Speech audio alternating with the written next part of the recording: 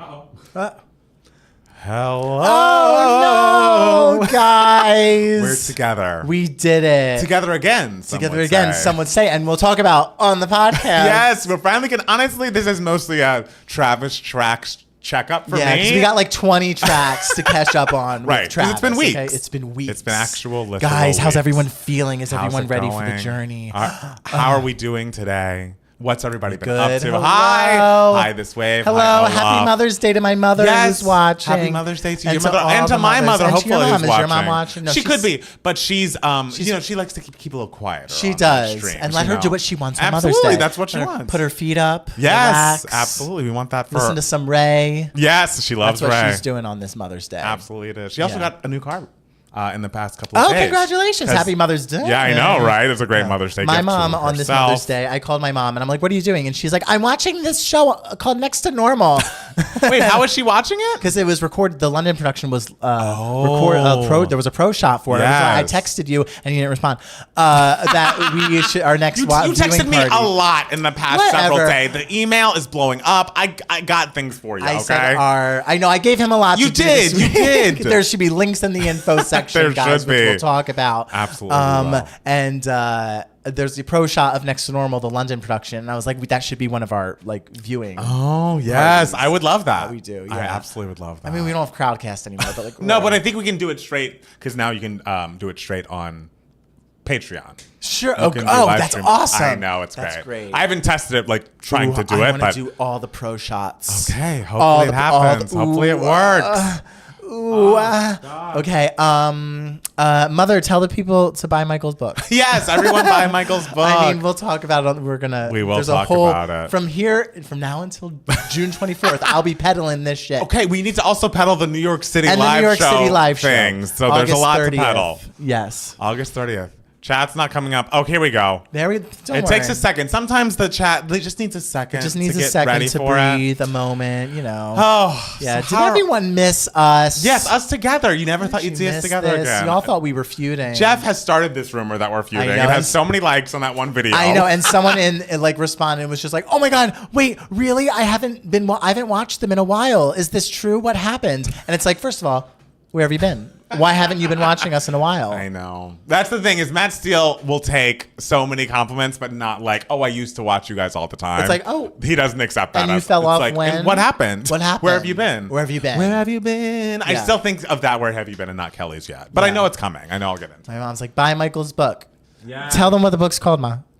tell them the link is in the info section. It is in the info section. And Michael's my brother, by the way. Yes. And I mean, you'll be seeing an ad from him You'll very be soon. seeing an ad for. You'll see my brother in the flesh. I know. Has that happened on this channel before? Has he ever No. been in a video? No. Wow. You'll see my brother putting on his teacher voice, which is. I love that he doesn't think he's doing it. I know. I told And him it's my like- brother sent me this video that we're about to show you guys, and I'm like, "This is your teacher voice," and he was just like, "This isn't my teacher voice. My teacher voice is yelling," and I was just like, "This is a teacher voice." It's very dulcet tone. It's It's very- like not the steel that you would imagine. And I'm Sure. telling you, Mike is Matt, but a little bit of change, but not as much of a change as you're going to see today.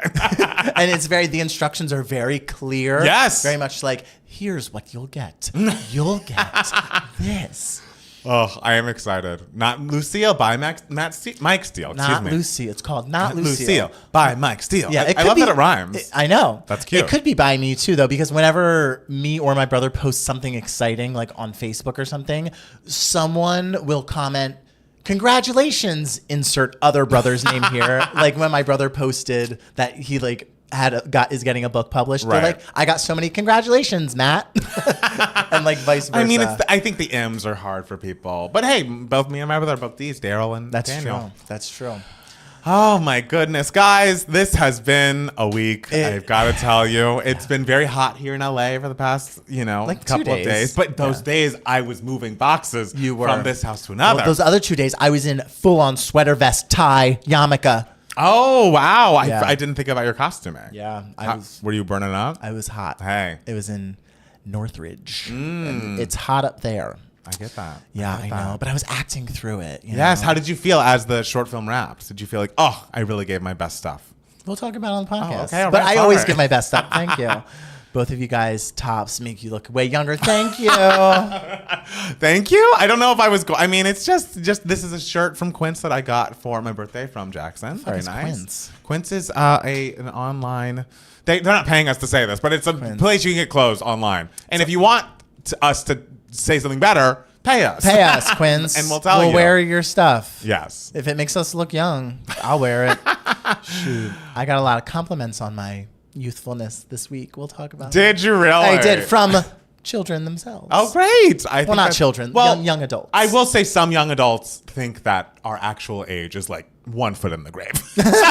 Sure. So they really don't get it. Hey, Matt, it's Judd again. Guess what? This will make you proud. I came out to my other bestie at Wendy's. Yes. I love Judd. it. Keeping the tradition alive. I love that. There's no better place to come out than a Wendy's. Congratulations. Because the thing is, you will come out to your friend and then you also get to eat some Wendy's. Hey. Congratulations, Everybody Judd. has a great day. And yeah, Everyone that has a good feels day. like that would be a good ad for them that we could do. But again, we probably want to wait a couple weeks since they did just like wish death on Katy Perry or whatever. Oh, that's true. We'll give it a Well, that couple means that we weeks. have to be on their good side. That's true. They could want to send us back to space. Yeah.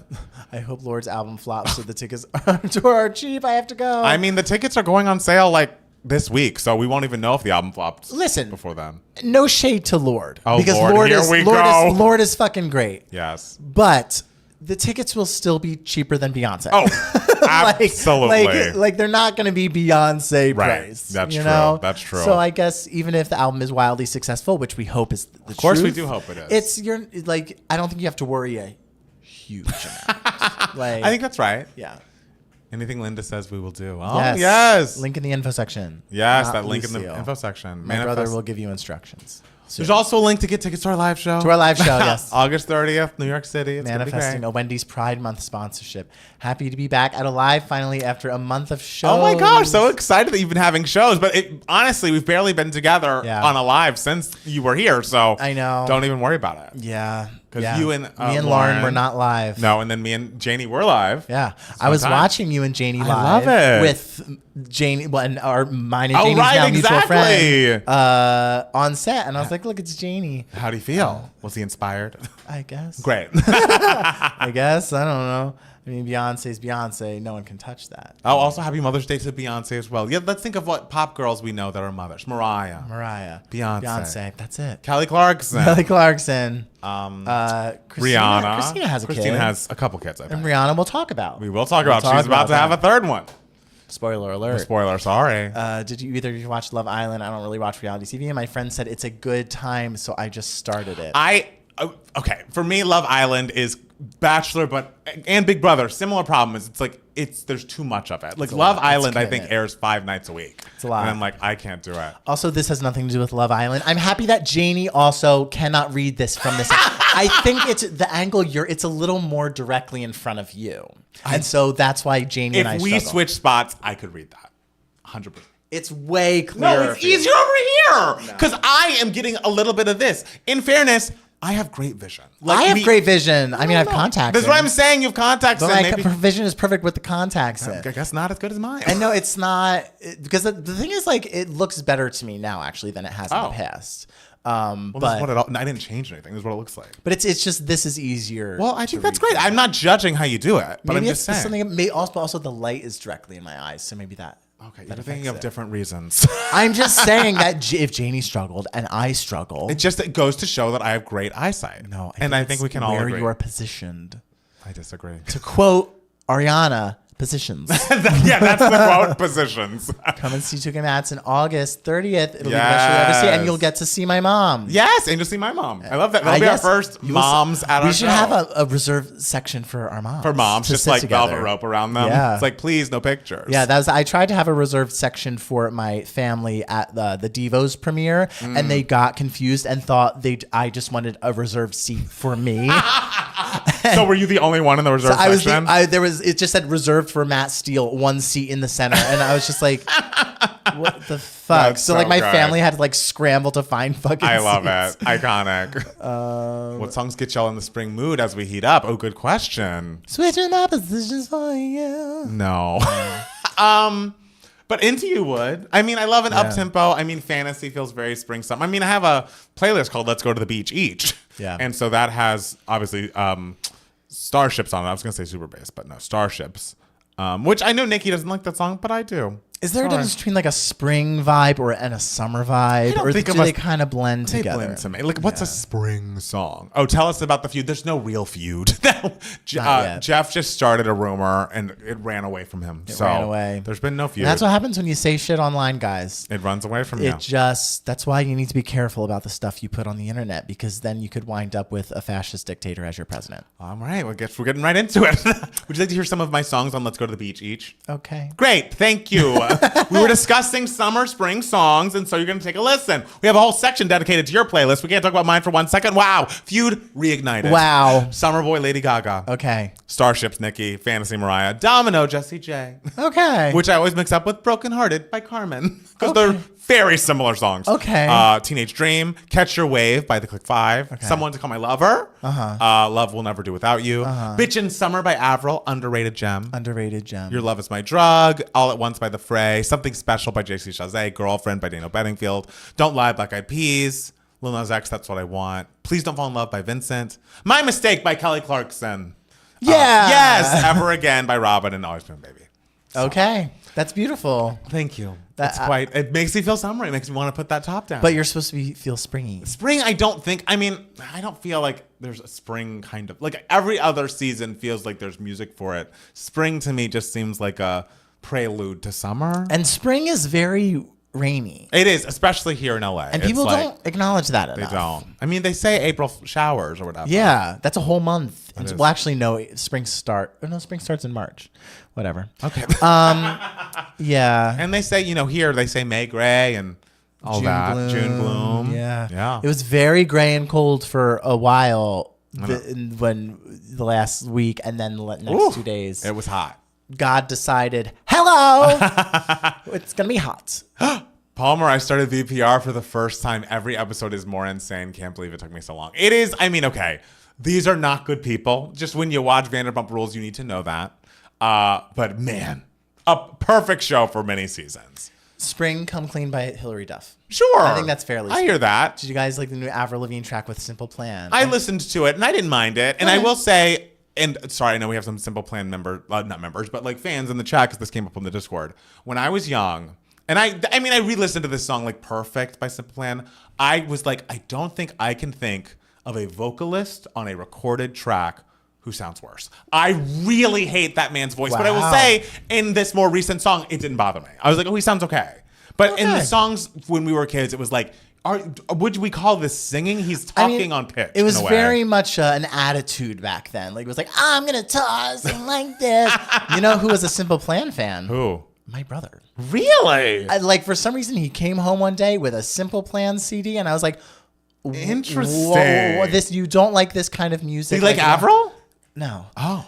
That's why he truly was not into pop music at the time. Okay. But for some reason he must have had a crush on one of the members or something to get that CD. Maybe he does. Because that is not his vibe at all. But he's got that album and he listened to it and he was like, yeah. And I was like, this is not you at all, Michael. Wow. But everybody's got their story. Everybody's a little different than you expect them to be. I guess.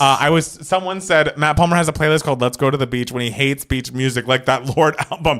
I think that's unfair to say I hate beach music. All those songs are summery and they're in the right season. You hate songs that are overtly about the beach. Exactly. When we're on La Isla Bonita, yeah, I want to get off. When we're putting our toes, if you have said the words toes in the sand in a song, I'm turning it off. I don't want to hear about it. Yeah. I don't want to hear about it. And also, toes in the sand fucking sucks. Your feet get dirty. It gets in between your toes. It gets underneath your toenails. I was always more of a pool kid than a beach kid. I hate both. Awful. You had to pick one. What'd you pick? A sprinkler. That's a not... super soaker. A water balloon fight in your backyard on your birthday party. Okay. You're at your birthday party. All right. Well, I picked pool. Steele, what's the best movie of the year so far? Let's see. He has a list. Let me check my AMC list. Palmer, have you been liking Hacks so far? I have been liking the season so far, and I especially liked the end of the last episode. I won't spoil for those who haven't seen it because it just came out a couple of days ago. But everyone go stream Palmer's fave album, Like the Ocean. Okay. Do I talk about putting my toes in the fucking sand on that album? Absolutely not. He does not. No. It was a metaphor, darling. And that album's fine. Listen to all the other ones before that one. Let's go to the beach. Let's go get away. I was going to say.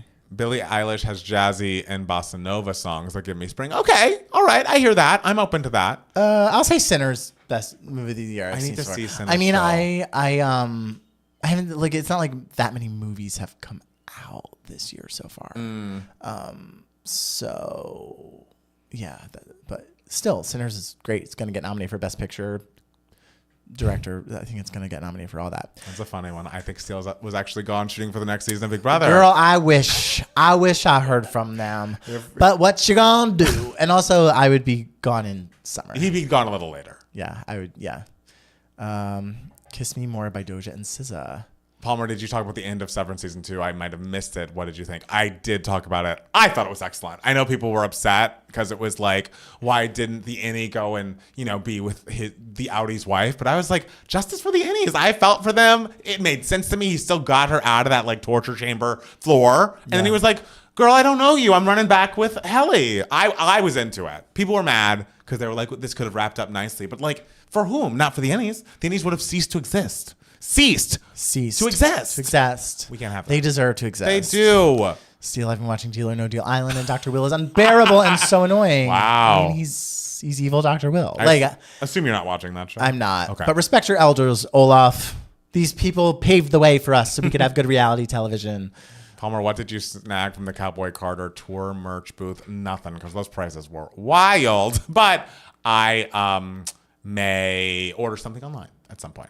I may have missed it, but did you guys go to any of the LA shows for Cowboy Carter? I did. You missed last week's podcast. Yeah. Tell them. Just listen to last week's podcast. Me and Janie went together, and it was exceptional, extraordinary. A vocalist beyond compare, a performer, the dancing, like watching her perform without a knee injury is just so lovely. Watching Beyonce perform without any injury. Because I of course loved Renaissance. That was a great show, but it was so clear that like they were doing so much on stage for this dance album that didn't really involve her dancing. You know what I'm saying? Sure. And so now she's up there fucking killing Yaya, doing the choreo to Sweet Honey Buckin'. Like it was, I would like, I'm going through a lot right now in that I am moving this week. Yeah. And we, it's been a busy month. We are feuding. And we're feuding, yeah. but I'm hopefully going to record a solo podcast for the patrons only that I go into a deep dive on that show because it was excellent. Sure. It was excellent. Must have been the feud. The chat missed past a few episodes. I know. I saw one person comment when me and Lauren were doing it. Someone was like, "Oh, it's Steele and someone else." Bye. Oh, and it's like, that's so rude. Wow. Put respect on Lauren's name. I mean, someone commented. Did you see the comment on Janie? It was like, "Well, who is this?" And then it was like, "Edda." It was like, "Oh no, she's cool. She can hang." And it's like, no, Janie rules. She's been on here a million times. Shock Long Live didn't make the best last songs bracket. 10 out of 10 song. It's a very good song. I'm not a long live girly. I would say it's not the most memorable. No, it's not clean. It's not clean. Yeah. Yeah. And spoiler alert for those who. Oh, right, exactly. But if you want to see, it's up on patreon.com/2gameads. But yes, that's coming out this Friday. Yeah. Because we were going to do it last week, but then there was a new Miley song we wanted to talk about. Cowboy Carter greater than Renaissance confirmed. Album-wise, no. But I do think it's hard because it's like when we saw Renaissance, felt like a more streamlined and finalized show where Cowboy Carter was like maybe something like because they added this whole hits medley for our show. I could see them switching some things around because I don't think it felt as like lived in like the chronology of it. They're but like figuring stuff out. The individual performances and were fucking just strong. Beyonce almost died the day you were there, and the fact that you had no idea. I didn't. That's how professional she is. There was no way to know from how we were watching. It also shows you are not plugged in anymore, baby. Are you right for the job? I love that last week you and Lauren looked at each other and were like, "Who's Nirvana?" Couldn't name a song, and you're gonna sit here and tell me, "Hey, after you." I thought about this because you wrote a whole monologue in the Discord. I was like, I'm not even gonna respond, but when you bring it up, I'll have a response. And my response, is that you're a piece of shit. No, my response. Oh, I forgot my point. You had a point. What was the point? And then you got swept up in the emotion. I had a lot of emotion. Sometimes you get a lot of emotion. Yeah. Oh, my point was that your fucking New Year's resolution was to stay off your phone more. And so now you're like, Matt, how dare you not? But it was like, well, I guess because I'm living your New Year's resolution. I have been on my phone less. So I am technically living my New Year's resolution. Well, I'm not on Twitter at all. I'm on it. Sorry, guys. Sorry, when people were like, "Oh, Blue Sky's the next thing," it's like Threads has been good to me. I'm sorry. I know Blue Sky is less problematic, but hey, y'all are all still on Instagram, so we're all in the fucking listen, junk boat. We're all a mess right now. We're all a okay? mess. We're all doing yes. The feud is out. I just think that the format of like Twitter it just has to die out. It's just gonna die out with time. I think you're right. There is gonna be no replacing it. Hi, Montrez. No offense to the Blue Sky creators or whatever. But yeah, and I think they're getting new people every month. That's great. Yes, the feud is out. Guys, you've watched the channel before. You know what goes on. We feud every week by this every definition. week. I like Threads, CBH. I mean, Threads honestly is better for Bravo content. On Blue Sky, no one's talking like, what do you think about Sierra and Jesse this week? Yeah. Fuck. Also, okay, maybe I'll get into it during maybe we'll have 2 gay minutes. I just remember when Threads came out and it was weird seeing Instagram people in a Twitter format. And it was weird. like, oh, you don't know how to do this. And it's crazy. It's also because it's like, well, babe, I was following for the pictures, not the thoughts. Not the thoughts. I mean, sometimes. If you want to see more of this feud, subscribe to Patreon and join the Discord. I will say Jeff's a great promoter. Yeah. Twitter has so many. I know you just gotta. I mean, you just gotta close your eyes to them. I mean, I don't mean to be pointed. We love everyone. Grace, I see you sharing some tweets sometimes too. So I think we need to all take our own advice. And listen, I hate to break it to y'all. There's bots and Nazis on all of them. Okay? That is true. On all the That's platforms. True. I also it's like how people use YouTube. I'm sure there are some people who are like, YouTube is killing our world because they find so many Nazis and like AI individuals. Yeah. But you can especially last year when like election was ramping up. It's like everything that was being suggested to me was just like misinformation. I know. Was just like I know. Yeah, I was just like, I have to just but then you can watch The View, and that's what I watch on YouTube. You can find us on YouTube. You can find us on YouTube. 2 sweet gays who voted for Kamala and still have the sweater to prove it. Absolutely. Yeah, my Twitter, my algorithm just shows me all Kamala stuff still. And I'm like, nice. I like this. I know. Yeah. We could have had it all. I know we could have. Rolling in the deep. This is the deep. Yeah, but what you gonna do? What are we gonna do? It's gonna be okay. It is. We're in this together. Yeah. And we'll talk about it when we start the podcast because it'll be the truth, and it's true now. And I just think it's weird. It came over me, the fact that this is the last 2 Gay Mats video that will be filmed in this apartment. I know, guys. This is the last podcast. Take a final look at this background. Take a final look at this background because I am moving on Thursday, and the wallpaper is going to be different. And the room is a similar thing. I think it's a bit longer than this. I don't know. I also am like, what's the... Ooh, you're going to need a deeper focus lens. I mean, it'll just look very blurry back there. Okay.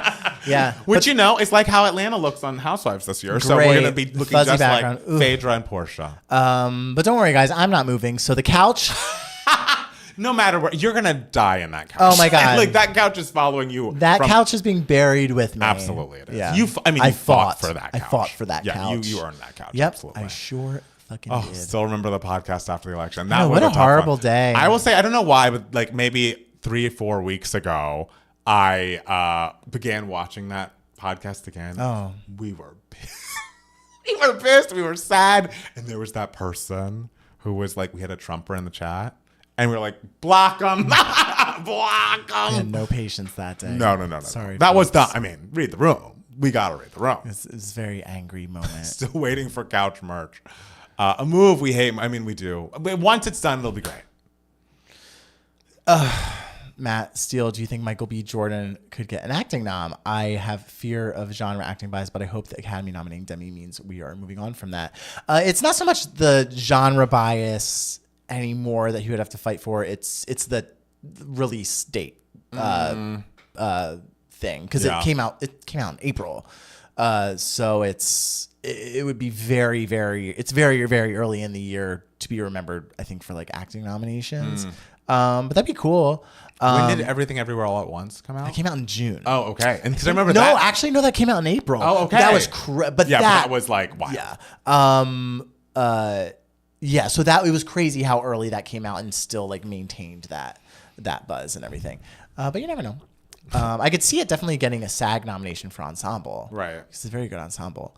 A Trumper in the chat is like someone walking to the Discord that one time. Which, by the way, I can't even say that. If you have thought of yourself as conservative, you're certainly welcome to watch and come to the Discord. And we'll say that's allowed. maybe avoid the politics channel. You're at a channel. You're at a Discord called Two Gay Mats. The audience is going to be largely very liberal. So if you want to talk about how much you love Tate McRae these days, talk to Jeff about that. We're just gonna say, like Mariah said, proceed with caution. Proceed with caution. and if you type something and send it, there will be a rebuttal. There will be a rebuttal. Know that you are polite rebuttal. Yes, we are polite, and everyone was polite to that person. I was polite, and they were like, "I didn't vote for. I hate Trump, but I am a conservative."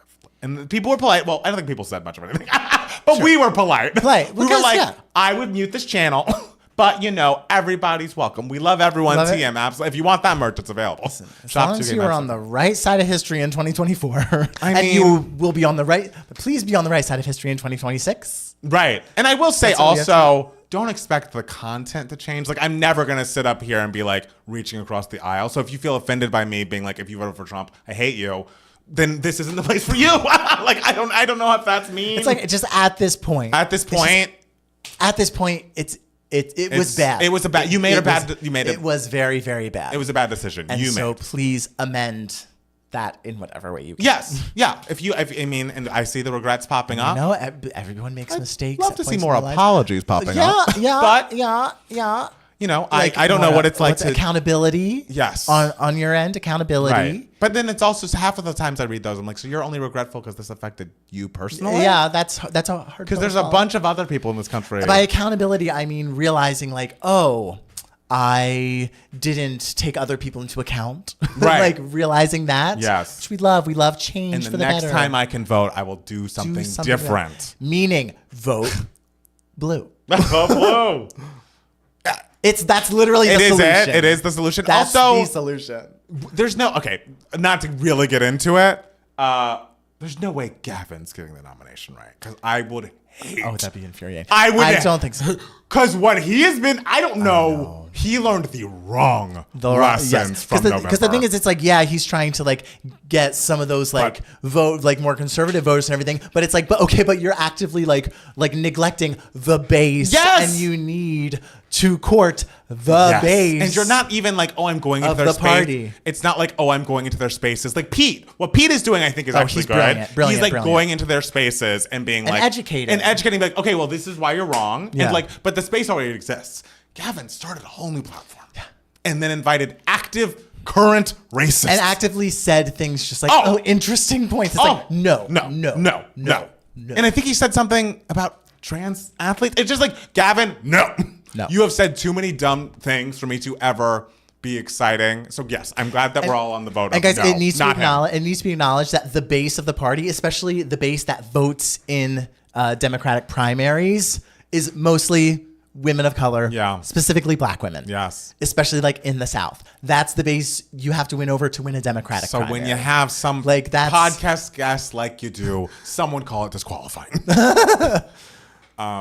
And just bad, just a bad idea, not strategically good. I asked you guys a few months ago, I was like, why is everyone from every other state rooting for Gavin Newsom? How do Californians feel? I mean, before November, I would have been okay, he's a lot, but he's being a lot for the right reasons. Now I'm completely off the train. Now I'm absolutely not. Absolutely not.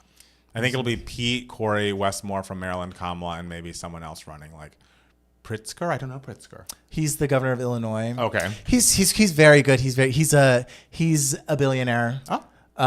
But a wonderful person and a very, very good governor. The thing with all people are ooh, who's the next white guy to emerge, and it's kind of just because there are so many in the running now, it's kind of gonna spread all those votes thin. So it's the front runner is Kamala if she decides to run. Right. She is going in as the front runner. Right.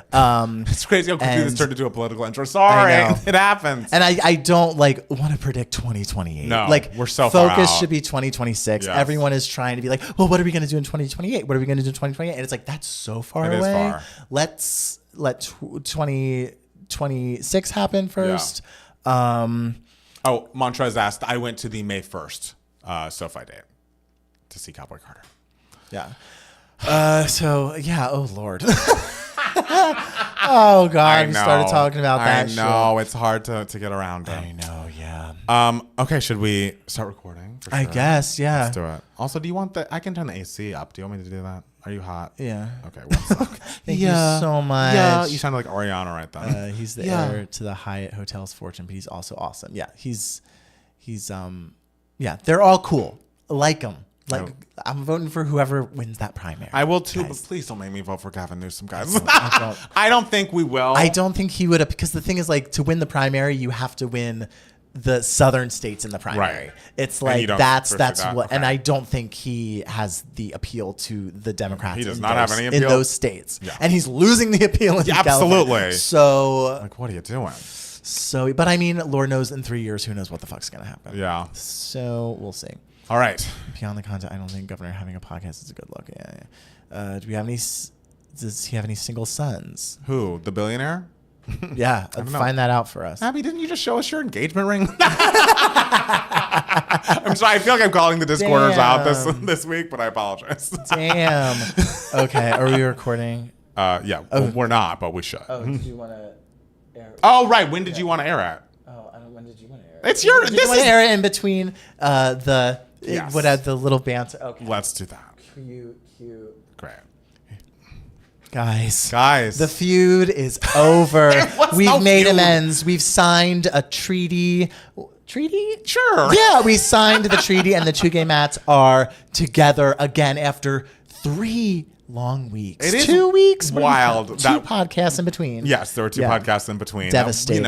I just love that the fact that we had completely different hosts 1 week to the next. Yeah. But it still was 2 gay mats. The brand is strong. The brand is strong. Well, the brand better be strong after like 13 years. I know, absolutely. It better be. 14 years. And everybody, if you're watching this on Spotify or on YouTube, please note this is the last time you're going to see this flowery background, and you're going to see us in this apartment because my move is happening on Thursday. So I'm thankful to this space. We're thankful to the space. Thankful to the guys. space. You, like Katy Perry, thankful to space. I'm very thankful. Hey, it gave us that Renaissance reaction video. Exactly. That Midnight's reaction video. That kind of changed the game for It really the did. A channel. lot happened in It did. this room. I So know. the people who just listen to the podcast are just like, what the fuck Who are they cares talking about the room you're Who cares in? about But the room? It's a big thing, all right? Guys, we are first and foremost a YouTube channel. Well, no, we're everything. We are However you everything. Get our content. We appreciate We are everything you. everywhere all at once, including space. Also, happy Mother's Day. Happy Mother's Day. Okay, so I'm going to try to play this. Hopefully you can hear it. And Guys, it won't be bad. Listen. Listen. Watch and listen to this. There it goes. Hi everyone, this is Mike, Matt Steele's brother, and I'm here with an exciting opportunity for 2 Gay Mats fans. As you may have heard, I recently wrote a book. It's a middle grade historical fiction novel for children ages 8 to 12, and it's going to be published on June 24th. Right now, it's in the pre-order stage of publishing, which is a really important time for an author to build publicity for their books. My brother Matt has decided to help me with that initiative, and we've come up with an idea where 2 Gay Mats fans can earn 2 rewards if they choose to pre-order the book. The first reward that you'll get if you pre-order Not Lucille is an autographed book plate. It's basically just a sticker that you stick inside the book so that you can have a signed copy. The second reward that you'll get if you pre-order Not Lucille is a 1-minute video message from Matt Steele. He will personalize this message to you or to whoever you want to get this video message for. I'll do the same thing with the autographed book plate. So basically, if you pre-order this book and you don't want to keep it for yourself, but maybe you have a niece or a nephew or a neighbor or I don't know, maybe you're a teacher and you want to get it for your classroom, I will personalize the autographed book plate to anyone that you choose. Could even be multiple people if you want to gift it to 2 nieces or something like that. Matt Steele will do the same thing. If you want to gift your personal video message to somebody else, he'll personalize that message to whoever you want to gift that video to. If you pre-order the book, all you have to do is go to the form that Matt Steele is going to show you, fill out the form, upload the receipt showing that you pre-ordered the book, and on or about June 24th, you will receive not only the Book of Not Lucille, but you'll receive both rewards. And it'll be somewhere around the date of June 24th. It all depends on USPS and how fast they can get these book plates to you. I should say the autographed book plate reward is only available to people who live in the United States, but the video message reward is available to everyone. So pre-order the book, get 2 rewards, and thank you for your support. It worked. It worked. Tech wizards. Guys, we did it. Get not Lucille. Get not Lucille. Pre-order now. ads. Pre-order. It's very important. I'll talk about it on the podcast. Yeah, let's put an ad in. That yeah, wasn't put a a real real- ad. We're not getting paid for that. They're all real ads, okay? Oh, I'm going to get Steele to admit on camera that toasting is not cooking, pre-ordering now. Never. Oh, my goodness. I love it. So, yes, some of you are going to get ads. Some of you aren't. You never know. You never Who's know. going to get what? Okay. I guess we could start, right? Sure. Great. That word. Okay, do you want to start? Or do you want me to start? You start. Okay. Hi, everybody, and welcome back to Two Gay Mats. It's Matt Palmer. And it's Matt Steele. And we are back again, together again after so long. It feels like so long, even though we did just record a video on Friday, but whatever. Yeah. As far as podcasts go, it's been a minute since you've had both gay Matts in the room together. Yeah. And so how does it feel for you, Matt Steele? It feels really gay. It's been a long time since I've had just like my little gay buddy with me. There you go. I've been among straights for so long. Oh, awful. Devastating. Awful. I know, my God. But Matt Palmer, what have you done this week? Well, this week, it's been a busy time because, as I mentioned in the introduction there, we are moving. Thursday is our official moving day. But leading up to it, luckily, the house that we'll be moving to is, the former tenants are out. And so we are able to go drop off some boxes because we've hired movers, but like for the things that aren't giant pieces of furniture, it's like we can just do that ourselves and maybe save a little money on the movers. Yeah. And so on Saturday, we drove a little caravan of Jackson's Aunt Judy, and myself and my little Mini Cooper. We drove. Where you could fit like one fucking box. I fit 3 boxes. Wow. Thank you. And so we drove over to the new house and dropped off about 25 boxes so far. And the thing is, if you walked into my apartment, you wouldn't really be able to tell that we've begun the moving process. But if you opened up any of our cabinets, our drawers, like you'll see right here, it's very empty. It's so empty. What happens if I need an extra pair of headphones? Well, they're not available to Wow. you. So, yes, we only have the necessities in the drawers now, but the following days upcoming are going to be similar of like, okay, I'm going to work all day, maybe go on my walk and just continue packing, putting things in boxes, getting things over to the house. And it's exciting. It's going to be a good thing. I love my neighborhood so much. Yeah. And this apartment's been so good. Like, Yeah. it is the first apartment that's really felt like, this was like a choice that I actively made, and like how it looks and how it's decorated. It's just a very lovely place that meant a lot to me. And so, of course, 3.5 years is a good amount of time. But if it were up to me, be here a little bit longer. But now you're going to have a house. I know. Having a house that was suddenly available. Two bathrooms. 2 bathrooms. Yeah. It's like, Think of all I could do in that extra bathroom. Please don't. Do whatever you're thinking, because I don't want that. I don't think Jackson wants that. Listen, I can't determine when things are going to arise, okay? Things guess might that's pop true. up. I hope they don't pop up in that bathroom. All That's my right. hope. But yeah, so it's been a process, packing, getting everything ready to go. And also because you were moving to a new space that has a different layout, Jackson and I are already like pre-planning, like, okay, how are we going to decorate this room, this room, this room? Sure. And we have 2 no-no words that we're not allowed to say to one another. Jackson's not to refer to my style as a mausoleum.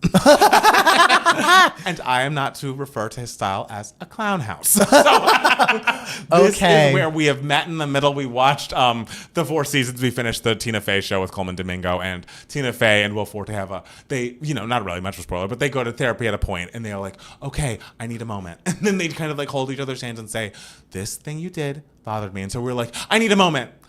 It bothers me when you refer to my style as a mausoleum. Because I like things sleek. Sure. I like things Apple Store. But it bothers I you? mean, not really, but it's like I feel like he's more bothered by Clown House. But I'm like, we should have words. And so you were just like, okay, well, I need one too then. Yes, I feel like I feel like he doesn't like it because it's like he's more of the eclectic, more colorful. Sure. He likes he's more maximalist. I don't think it's like it's because it's very there's an earthiness to his True, style, true. which I love. The like color wise and like lots of like animal stuff, like Yes. stuff found in nature, which I love. Yes, that's Jackson true. and I have we get along great when it comes to things that we both like. Yes. and so I wouldn't call it clowny at all. So that's probably why I would be upset if you refer to it as Clown House. Oh. Because I'd just be like, there's nothing clowny at all. There's not like pies in the face. There's no and pies in shit. the face, but I feel what I'm referring to, and again, he's gonna listen to this, but like you went into that too much, but whatever. I feel like if it were up to him, it would be a lot of color. Like a lot of color that like probably went together. Maybe it didn't, but it's more about like, oh, it feels warm and colorful, and that's lovely. And I like that too. But I also like You like gray, dead. No, I don't like gray dead. Gray, dead, I like rainy. the space to feel airy. I like it to feel like we can move easily. And he's more of a maximalist. Like he likes, a lot more is more. And I'm like, less is great. And my aesthetic is free is the best. Yes, I mean, So- I'm already trying to think like, oh, how can I like convince a couch company to give us a free fucking couch? Oh, we'll post on 2K Mats. Hi. I'll talk about your big white fluffy couch sectional. 'Cause that's what I want. You would do well with just a white couch. I know. Until that first thing spills on it. Oh, then I'd cry. I'd Right? be crying every day from there on out. But yes, so it's going to be a busy week. Also, cousin Mike, who was at the Traitors party, is graduating from USC this upcoming week. So his family's coming in town. We're going to graduation stuff. We're going to the Magic Castle on Wednesday. Oh, shit. Which I've never been to. And so, yes, it's going to be a busy week. And so I'm just getting ready for that. How was your week?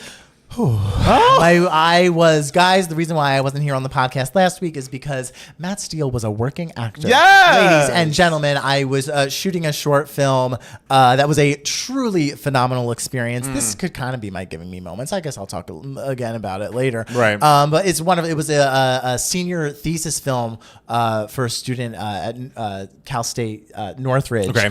And they have a really good film program. And I think it's like all the seniors like pitch an idea for a senior thesis, and like 4 are chosen for like who gets some budget from the school, I think, or something like that. Okay. And they're also allowed to like raise more budget on their own. And the kid that was chosen like raised a lot more, but was able to raise a lot more budget. Sure.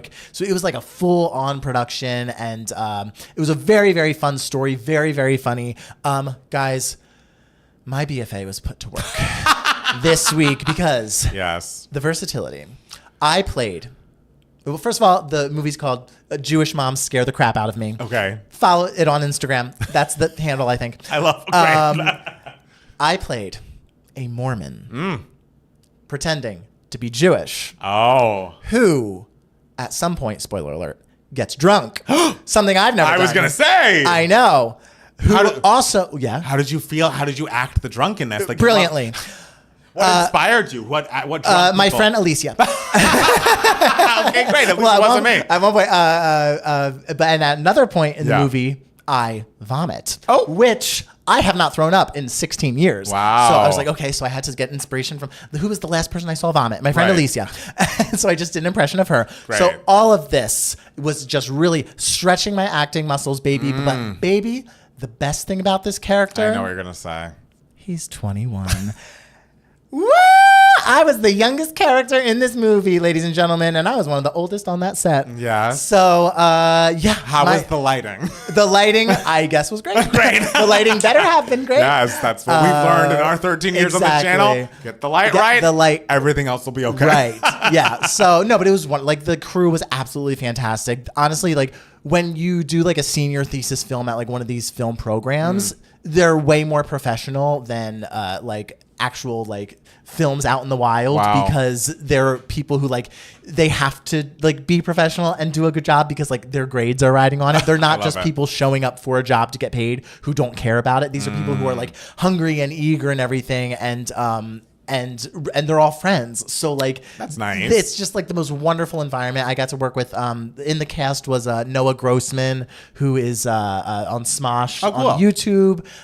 So that was really cool. He was really lovely. You guys were together. No, he was Oh. no. He Oh, I did thought not. you were. I thought No, you guys were No, a couple. No, there was another person who was my boyfriend. Oh, This I'm sorry. Lovely young man named Connor. Hi, Connor. And, hi, Connor. And no, he played the brother of my boyfriend in the movie. I Got it. also played not single in this short film, which like, whew, acting was involved. So yeah, that was really cool. Like just the whole cast was truly great. I got to do a lot of fun, funny things, and the best thing about it was like the budget was a good amount. Right. So it was a 14-page script, and we shot it over the course of 7 days, Shit. which is like a long time to record a 14-page script. Right. So they were able to really like take their time and get as much coverage of everything as they possibly could. So everything felt very thorough, and it was just really, really fun.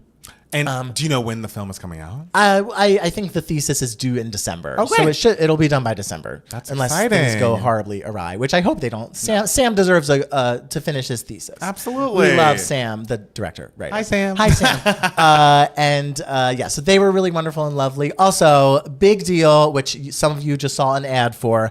My brother, I've said on this podcast, my brother is releasing a book. My brother got a book published, and it comes out June 24th. It is a middle grade novel, and it is called Not Lucille. Yes. And it's a middle grade novel, so it's like for ages like 8 to 12, like fourth to like sixth grade, around there, which is truly like his bread and butter. Those are the books he grew up reading, and like continues to read like as an adult. Yeah. Like this is his. It's like, you know how my passion is, you know, like the Oscars, Rodgers and Hammerstein, Big Brother.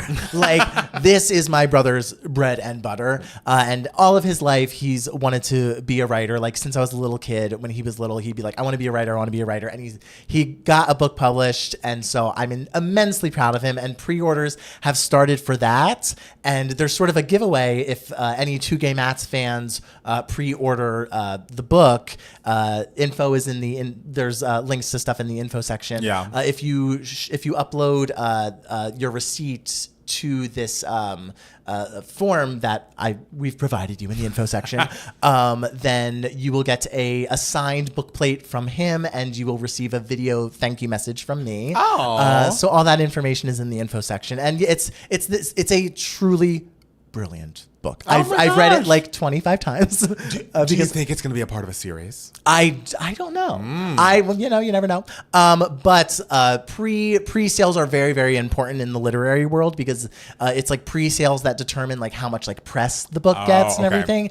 So the offer for like the signed book plate and the video message from me is only available in the pre-sale era. So click the links. The Amazon link is in the info section as well. Or just, search Not Lucille on Amazon and give it a pre-order. It would really, really mean a lot to not just him, but like me as well. Yes. The book it's truly phenomenal. It's about a young girl growing up Italian-American family during the Great Depression. She gets in trouble for talking a lot in class and everything, and she eventually develops a friendship with a girl who is deaf, who she comes across in ways that you need to discover through reading the book. All right. And so it's about their friendship and her going through the world, like being a girl who talks too much. So it has obviously deaf representation, also neurodivergent representation in there. So it's perfect for if any of you have kids, if any of you are kids listening, if any of you are teachers, if you know teachers, it's great for your classroom. It is a truly, truly brilliant, brilliant, brilliant book. And I'm not just saying that because it's my brother. It is. I hysterically laugh and like sob like a baby while reading this book. And you'll hear more about it because I'm going to talk about it until June 24th. Yes. So Not Lucille, available right now. Right now for pre-order. We love that. We love. Should we jump in? Let's jump into News for Idiots. Okay, I don't think we got a lot of news, but to follow up on you and Lawrence, Dr. Lawrence podcast. Yeah. A pope has been elected. Pope Leo the 14th? 14th. I think 14th is correct. Yeah. This is Cardinal Robert Francis Prevost, 69 of the United States. He's from Chicago. Has been elected the Pope of the Catholic Church, taking the name Leo XIV. He's a Chicago native and also a Peruvian citizen. And I saw there was an interview with his brother in which he says that Leo has seen Conclave. That's the most important thing, guys. And that they keep up via playing Wordle.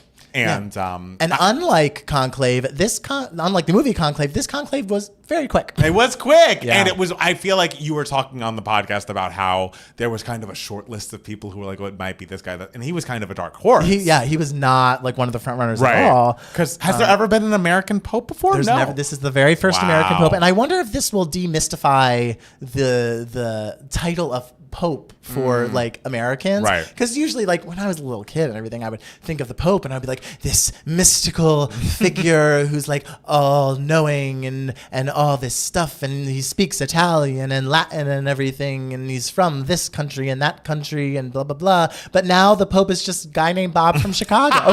So I'm like, oh, okay. It's like before it's like, Francis with the children, and now it's just like, oh, here's Bob with the kids, And we also heard that this Pope hates Trump. That's That we a lot like. of people think that there was a slight an incentive to vote for an American pope to sort of be a message to the world. We will not follow this sort of Trumpian direction that the world might be going in, or the Trump people might want the world to be going They in. wanted it, but you see those direct elections. response. You see what Canada did. You see what Australia did. And now you see what the Catholics did. I know. He does not like J.D. Vance, absolutely. I'd love to get an updated quote on how he feels about the gays. I know, exactly, because so this Pope Leo or Bob, as some might call him, Bobby. He was considered a left-leaning pope, a progressive pope who actually is also very well liked by the more traditional sect of the church. So he was very much seen as like a bridge builder. So it's like, okay, a good like pragmatic choice, but we still, get the progress that we got with Pope Francis. So everyone's very excited for that. But there is a quote about the gays. 2012, right? And it's from 2012. Yeah. And it's a little not perfect. No, it's not ideal. It's not ideal. But it's in 2012. Right. So I am anticipating that there has been some progress and some evolution in his thought. I'm hoping for that. Remember when Obama had an evolution of thought? Remember that evolution of thought. And he's from Chicago, too. And he's from Chicago. So maybe that's just something every Chicagoan has to go through, is that evolution of thought. Chicagoans evolve. I mean, it's Yes. been 13 years. Yeah. Let's next time you talk to him. Next time I talk to like, him. Bob, it's me. Bob, it's me. Yeah. Tell me, Bob. I just would love a new How do you quote feel? about it. How do you feel About the gays. about the gays? I just want to know this. I would think he's a little more down. Okay. And the thing is, we get it, guys. Popes, they're graded on a curve. Okay. A pope will always be maybe 20 years behind. Sure. In terms of the our thinking. Right. But the goal is to have it only be 20 years behind and not Yes. 50 years Yes. behind, Absolutely. So yeah, I have high hopes for Mr. Leo. I love that. Yeah. Congratulations are in order for Miss Rihanna. Yes. She walked the Met Gala red carpet looking beautiful in her menswear dandyism look. And she also was sporting a new baby bump. This is baby number 3 for Miss Rihanna. Yes. So congratulations to Rihanna. I'm so sorry to all the rest of us. No. She, I think, has been quoted saying... She's been quoted saying what? She's been quoted saying, and more recently than 2012, saying that, this won't delay R9 because, quote, she can still sing. Maybe some music videos could be delayed. You are you don't believe in R9 at all, and I still do. Well, I'm holding out hope that the Pope has evolved. Yes. I'm not holding out hope for this album, guys. Guys, the Navy, I'm so sorry, babes. That ship has sunk. That ship is It's at the not bottom of the sunk. ocean. Get on your life rafts or whatever they are and sail to another ship, okay? Wow. 'Cause I don't think it's happening this I'm year. more, okay, maybe, I don't know what year. I believe it will happen before the next Britney album. Yes. I mean, the Pope, the gays will become the Pope before the next Britney album. You never I feel. know. There could be another one. So yes, congratulations to Rihanna. And maybe this is good timing because she is putting out that Smurfs movie as Smurfette. And there's going to be some Smurfette cover songs or whatever. And so she can get all that out of her system, show them to the new baby, and then get back in the studio. And then get back in the studio. Yes. Okay. Yeah. Sure. Do you have any feelings about the Met Gala looks? Remember we did a video on the Met Gala? No, we did it on the Golden Globes fashion. Oh, okay. We didn't do the Met Gala. Whatever it We was, weren't it's that like cultured. We're sitting up here wearing our quints and what? Urban Outfitters. Urban Outfitters finest. We're not fashion girls. No, we're very excited that the designers get to show their art. Yes. I look at every outfit and I go, ooh, and I smile and I go, that's cool. Do you have any highlights No. from people? I will say, I think they're all highlights. Coleman Domingo looked amazing. Yes, but Janelle Monáe looked That's what he always amazing. wears. Her outfit was very cool. Somebody, look, he came out with this. He had a reveal. Yeah, And he always wears cool shit. But he was though. also like identifying with the theme. The theme was very much like dress as cool as Coleman Domingo. Like when you think black dandyism in 2025. Yeah. I enjoyed the looks. I think more of them looked good than didn't. And I feel like when people like didn't look good, quote unquote, it was more like, oh, this is a little boring. It wasn't like, okay, what are we doing? Yeah. I would not do well in this theme just because I hate suits. You do. Oh, I can't. You see Tiana Taylor, anything though? with I'm glad she's wearing it and not me. Just because I like a one piece, zip me up, and we're good to go. But layers, pieces, that's so much you have to put back on the hanger when you're done. But the thing is, if you're going to the Met Gala, someone's going to do this work for you. Just Yeah. be like, I am willing to go balls to the wall for this. I will give my opinion, but this is not my rodeo. And you know? sometimes if people are doing the work for you, you don't like how they're doing it, and you got to yell at them for more umbrellas. I did watch that Doechii clip. Yeah. Not the best, but you know what? People have done worse things. She didn't collaborate with Morgan Wallen, at least. That I'd be more mad about. Yeah. This, I'm like, hopefully it's a lesson learned. Yeah. You know? Yeah. Let's see who else of note. I feel bad for whoever was wearing Zendaya's outfit. Oh, Anna Sawai? I yes. don't feel bad for her. She's got an Emmy. I mean, so does Zendaya, but yeah, I just felt bad because it's like Zendaya's like, I don't know. She's like such, when you think of fashion in the youngest generation of actors, I would think Zendaya first. And so to be wearing the exact she's same. higher profile. Yes, higher profile. Sure. And like, top of mind. But for now fashion. they're both in the news because the news story isn't just, ooh, look how great Zendaya looked. It's, these two like actors wore the same outfit. That is true. So she's sharing the headlines. That is true. So next Met Gala, I'm wearing whatever Zendaya is wearing because isn't Kim Kardashian wearing a Michael Jackson hat? I don't love that hat. I know we're going for black dandyism. Yeah, I don't not see Michael Jackson wearing that hat. Yeah, I don't know. She looks a little smooth criminal for me. Okay. Chapel looks nice. Chapel looks cool. It's a little like Prince. Yes. It's Prince David Bowie. Right. But like I get she's doing the theme. It's like inspired by the theme, but it's not like so on the nose. Exactly. Which It's is still cool. very her, you know. I feel like sometimes when you go to the Met Gala, Usher, I'm sorry, you got to turn it up a little bit, right? He's like got a scarf. A scarf on his tux. Come on, especially for this theme. It's like black dandyism is very, I don't know, it's menswear centric. I feel like so go a little crazy, completely 1,000%. But the point is also like color. Also, it was amazing that Diana Ross was there. Yeah, and she looks gorgeous. And I just read today she's 81. Yeah, fucking how old do you think she was? I don't know, but she just looks amazing. Is what I'm saying. Of course, yeah, that's a given. She could have played 21 in your movie. But she didn't. I did. That's true. It was you. And don't you ever fucking Cardi forget looks it. great too. Sorry, I'm scrolling through some of these for the first time. But Cardi looks great. Yeah. I felt like there were fewer big misses. I think the theme was more something that people could do and maybe be a little boring, but mostly be like, oh, this works and looks lovely. It was a theme that I think the most people could understand and interpret. Yes, absolutely. In a way. Absolutely. Because the theme is essentially clothes. Exactly. Like the theme isn't something broad like camp. I know. The theme is essentially like something that's very specifically, you think menswear, right? Like color, tailoring, like black culture, yes, coloring, like the very concrete things that have to do with clothes, as opposed to like the theme being like midnight soiree, right? Or Heavenly Bodies was a theme once, which Beyonce looked so good that time. But yes, I feel like sometimes when you have those big, like more high level themes, there's a bigger chance that you're gonna like look like an idiot. And I feel like when it's more specific and more like, okay, I'm understanding the historical context that we're going for, usually you're gonna look good. It's maybe boring if you're not a creative. I guess so. Speaking of creativity, yes, those folks at Bravo Media have been very creative lately. They sure have. Because this week, I think they had their what's it called when like TV stations have like a stand, like, oh, here's all the people we're announcing the new shows and the slates, and here's the stars of the network. Not like a stand up, a walk up.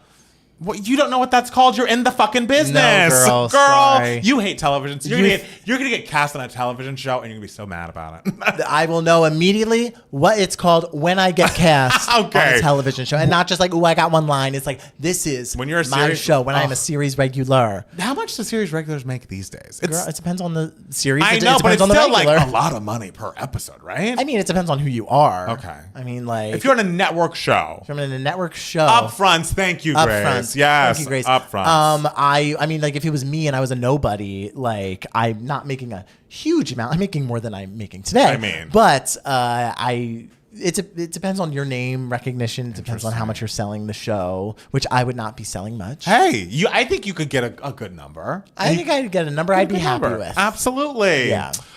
Anyways, there was an NBCU upfront, I believe, and the NBC Universal, the only cable network company that the company is keeping due to how successful it is Bravo. I didn't realize that. And they announced 4 new reality shows right before upfronts, and the shows are first, The Valley, Persian Style, which, let me explain, if you remember Shahs of Sunset. I do. That is a show that got canceled, I don't know, a couple of years ago. And one of the main cast members, whose name I think it was Mike, was basically, it came out that he was a domestic abuser. Oh. And so he will not be on. This is essentially The Valley for Vanderpump Rules. Okay. The Valley Persian Style, which is just the working title, is The Valley for Shahs of Sunset alums. So cool. I think we're going to see Reza, MJ, and Gigi. So is each show going to have its own valley? I mean, it's the thing about that. The reason why they're doing it is because of how the Bravo contracts are done. Those reality shows, everybody gets a raise every year. So if you cancel the show and you're starring on the Valley version It's of a it, new show. It's a new show, so you have to start making. bumped down to you the get bumped bottom. down to the bottom, and so Yeah. yes. So I feel like for shows where the people, basically, it's been completely canceled, but the people are still hungry for more fame and will take that little check, there will be more Valley-esque kind of things, because the Valley has become a big hit for Bravo, and, I'm interested in it. Ladies of London has been rebooted. This was a show that was almost like a housewives group of friends in London. It lasted a few seasons. It included Caroline Stanbury, who became a star on Housewives of Dubai. They're rebooting that with an entirely new cast. They have a funny, interesting one called Wife Swap, the Real Housewives edition. So it seems like this one, when a real housewife takes off her stilettos and steps into a real housewife's shoes, all bets are off as 2 of entertainment's most iconic franchises are mashed up, leading to a laugh out loud moments, personal epiphanies, and an opportunity to see if the grass is truly greener. So, wait. Okay, I'm reading this, and it sounds like a cast member from OC and Potomac are going to switch houses for a week, and that's going to be the wife swap. It's not like, Giselle has to actually be in an actual person's home. Like not an actual not a real person. Not a real person. Like, Shannon Bedore. Oh, so it's 2 housewives And swapping. Interesting. That's cute. That is cute. Are they going to have to do, because you know how they're always doing some sort of nonprofit charity event or something like that? Are they going to have to take over the other housewives charity fashion shows or bag brand or whatever? I feel like wife swap historically is more about them being in the home. So in my head, I'm imagining it'd be that, but who knows? I mean, I'm excited to watch it. I think this is an interesting twist on the concept. Mm-hmm. And then we have a new housewives, quote unquote city, but it's a state. So I'm going to give you 3 guesses. What state is having a Real Housewives edition? I already know what it is. Oh, you already know? Yeah, so sorry. Rhode Island. Yeah, it's brilliant. Interesting. Yeah. I'm like, what? I think it's so interesting that they're doing Rhode Island before Boston. And before Chicago. I always felt like there should be a Housewives of Chicago. I mean, there's a Pope from Chicago. That's true. There's a Pope from Chicago. There's a president from Chicago. No housewives. No housewives yet from Chicago. If there was a Real Housewives of Chicago, do you think Leo would watch it? I don't. But hey, he watched Conclave, so he's open to media that can be streamed on Peacock. Yeah, exactly. So you never know. I'm interested in it, and also the randomness of Potomac when it was announced, and Salt Lake City when it was announced. I feel like I need to trust. Well, Salt Lake City isn't that random. It's not as random. Because there was a religious aspect to Salt Lake City. That's really interesting. Potomac, the most random. Oh, completely. The most what random, is Potomac? But it's they picked it, I guess, because it's there's some juice here. Yes. There's some good shit. So Rhode Island, the thing is with Rhode Island is they're essentially New Yorkers, but a little meatier, a little Meatier I'm thinking of someone from Rhode Island on reality TV that I think of as Michelle from Big Brother 10. Woo!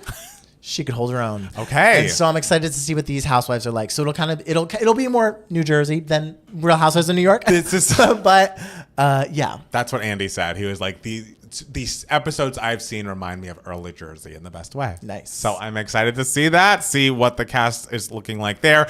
But then there was a show that a lot of times they're like, okay, these are the shows that have been renewed, the shows that are off air right now, but they've been renewed and they're going to be coming up with new seasons. These are the shows on air, which we don't have to decide if they're renewed or not, like a Summer House or whatever.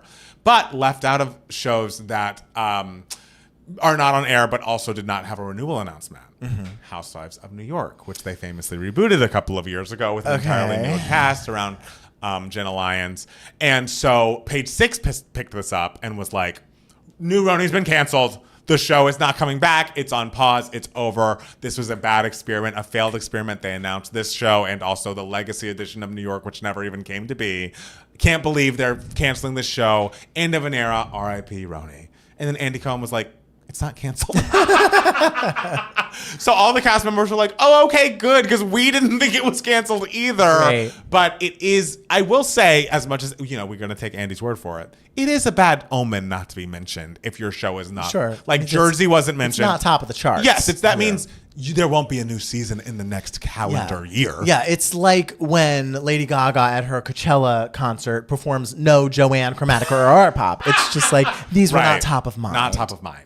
And so you don't want to be one of like 8 housewives shows and they're announcing a new one and you're not top of mind. You know what I'm saying? Especially when you're New York. I know. When you are. I wonder if they're actually going to do this, but there have been talks of, because one of the, Lindsay on Summer House is having a baby, which you know now. I saw that, yeah. And the hope and the thought of the fans is like, move her to Roni. Because it doesn't make sense for her to be like with a newborn in a summer house every weekend for the next season. And also Paige DeSorbo has become such a big celebrity from her podcast Giggly Squad that it's like, would she make more sense on Roni? I don't think she wants to do that, but whatever. The thought is maybe if we get some New Yorkers from out of the summer house and into Housewives of New York, maybe that will revitalize the show. Because the reboot's tough. I watched the end of the season just because I heard it was big and crazy. And like, it was crazy, but it also was like dark.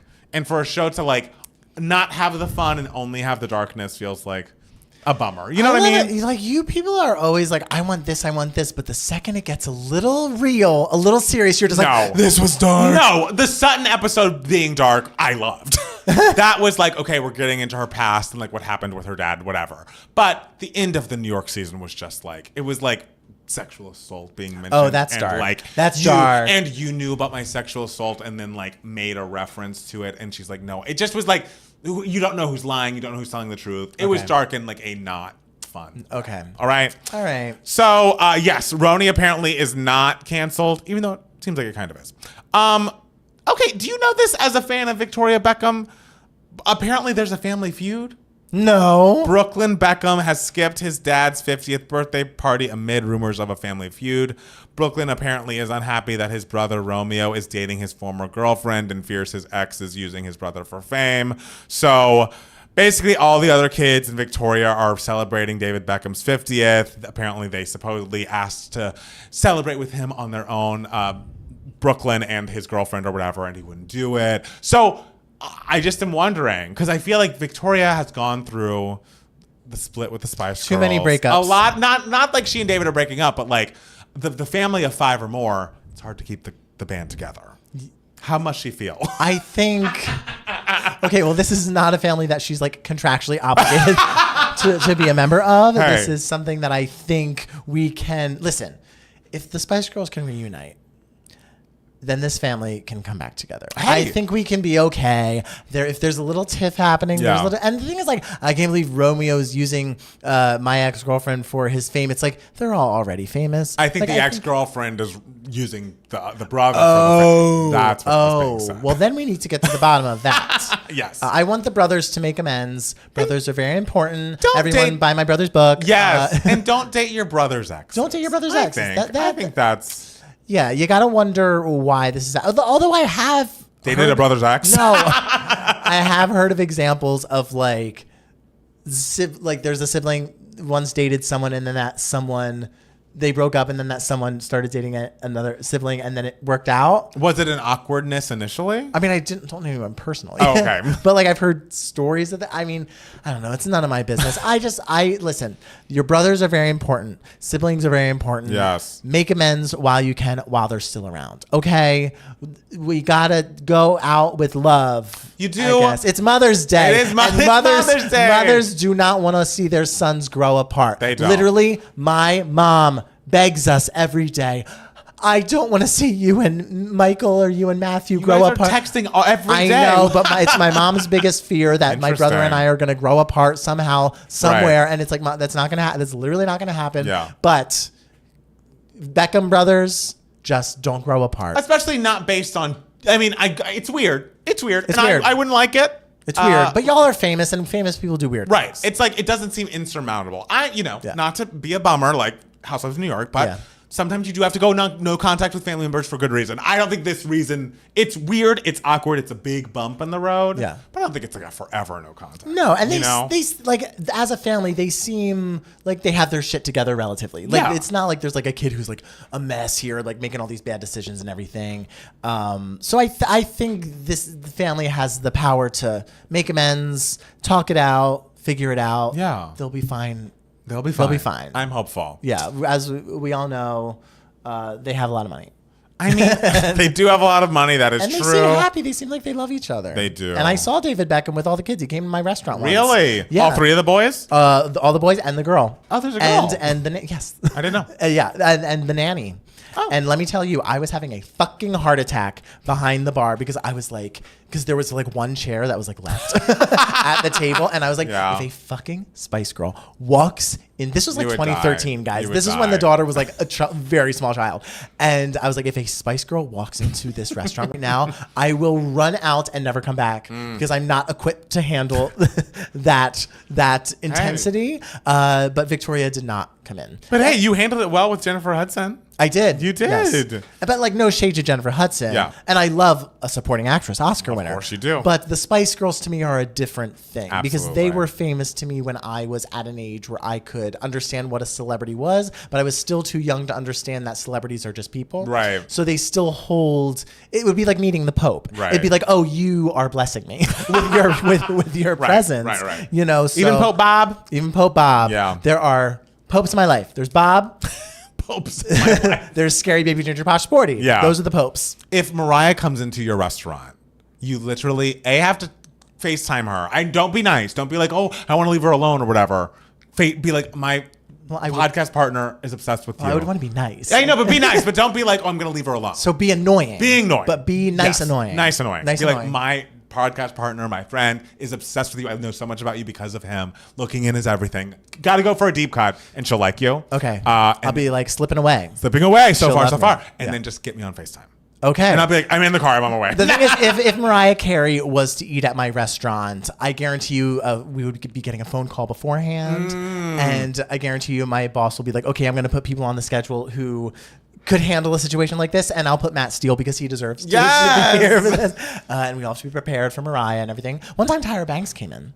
Oh, yeah. Randomly. Wow. Yeah. Was she nice? She was nice, yeah. Right. Yeah. Practical Magic is getting a sequel. That's fun. Did you watch the original? Do you I've know never it? seen the I haven't original, either. but But I'm it's sure Nicole I'm sure it's Kidman, fun. Sandra Bullock, so I'm sure a lot of gays listening are Oh, the gays love practical obsessed magic, with yeah. this. It is being released on September 18th, 2026. So that's a while from now, but time moves fast. Yeah. Lorde has announced her ultrasound world tour, and that she's going on tour. The pre-sale opens on May 14th. So get behind those computers, girlies. It's coming up soon. And then the general sale starts on May 16th. It'll take her across the U.S. and Europe. I think this is exciting. It feels like I just am excited that Lorde is presenting this era in such a like classic era way, you know. Sure. We got a music video, even if it was filmed on an iPhone.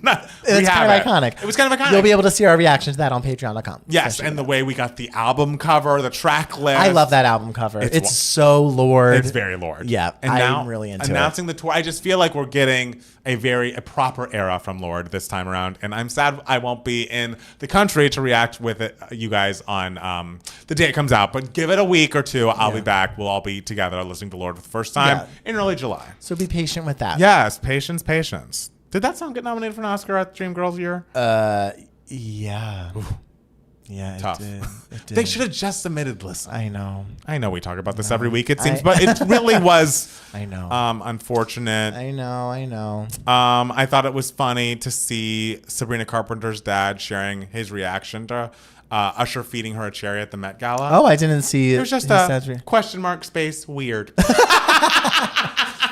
Which I'm like, that's how a parent should be reacting to Usher feeding their daughter a It's like, cherry. all right. Weird.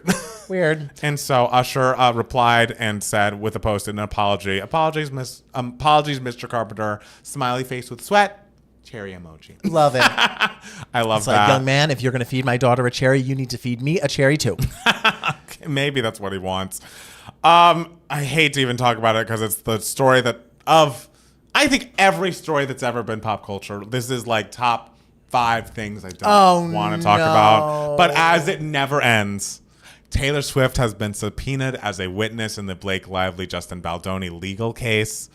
A rep for Swift pushed back against this subpoena, saying basically Taylor Swift never set on foot on set of this movie, was not involved in casting or creative decisions, did not score the film, never saw an edit or made any notes on the film. She didn't even see It Ends With Us until weeks after its public release.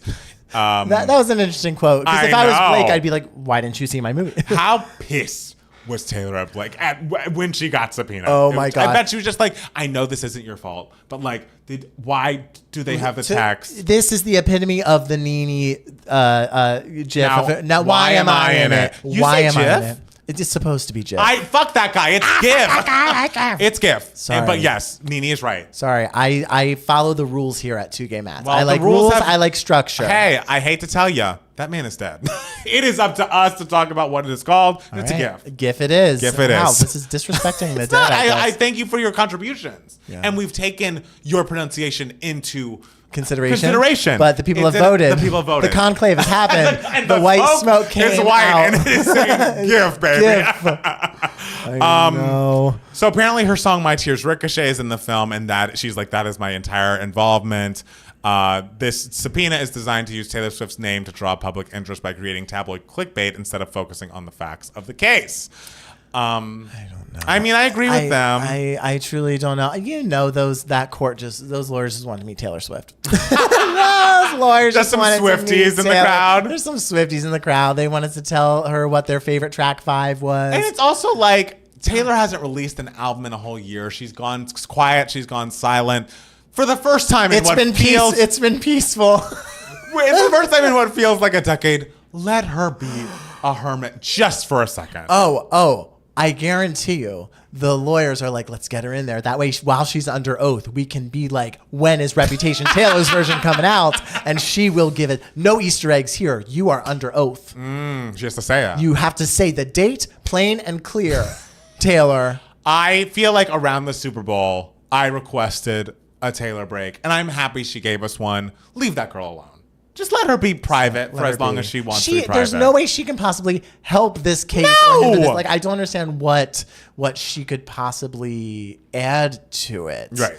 I don't know what else there is to add to it because I know. the whole thing is just like, it seems like a wash, And guys. also, can we I don't get know. the trial going? I need this all to wrap up. Like, wrap it up. I feel like we've been talking about this movie, and I saw someone watching the movie on a plane. And I was like, I guess if this is promotion for that film, and it's all like, we love each other. I guess it's working.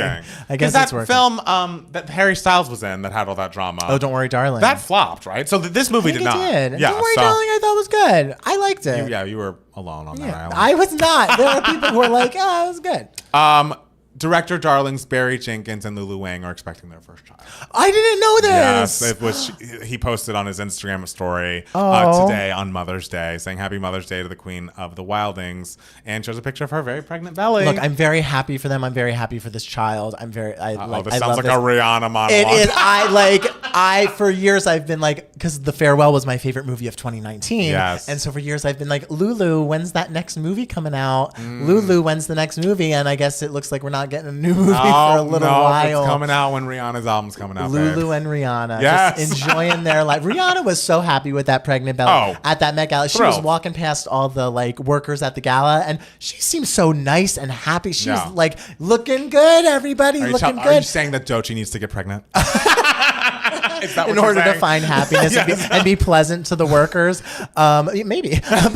but you We're can kidding. We love you, Doechii. We love you, Doechii. You don't need Yes. to have a baby if you don't want to, No. I guess. But I just find it so funny. She came on that carpet. She's like, looking good, everyone. And while all of society was like, looking pregnant, Rihanna. But no, I'm very happy for Lulu Wang and Barry Jenkins. Yeah. That's a couple that I ship. I don't really ship couples. Right. But it's like there are special exceptions. I Like mean- Meryl and Martin Short. more. Who couldn't? I mean, it know. inspired Kelly Clarkson's new song. I know. Yeah. So yeah, Lulu and Barry Jenkins, I very much ship. I think they're such a wonderful, fun couple and very talented directors. And Lulu, when that baby comes out, I hope that inspires some movies. Some movies. Yeah. Which, by the way, I'm so excited. Apparently, The Materialists, Yeah. Celine Song's next movie, Post Past Lives, is excellent. Oh, good. It's getting great reviews. When does that come out?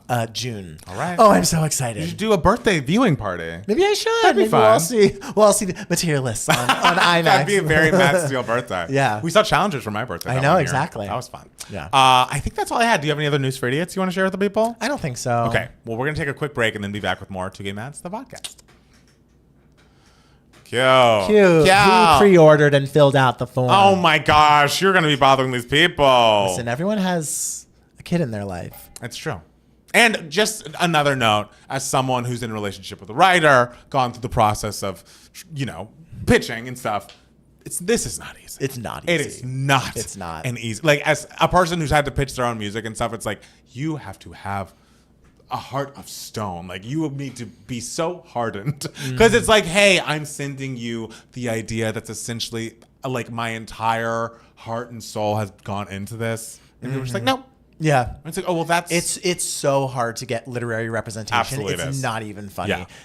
And to get a book published is very, very difficult. Yes, so the fact that he did it is very proud of him. Congrats to Mike. Congrats to Mike. So yeah. I'm happy for the Fenty family. Oh, that's nice. I'm happy for them too. Doji's suit killed though. She did look great. She looked great. Love that for O as well.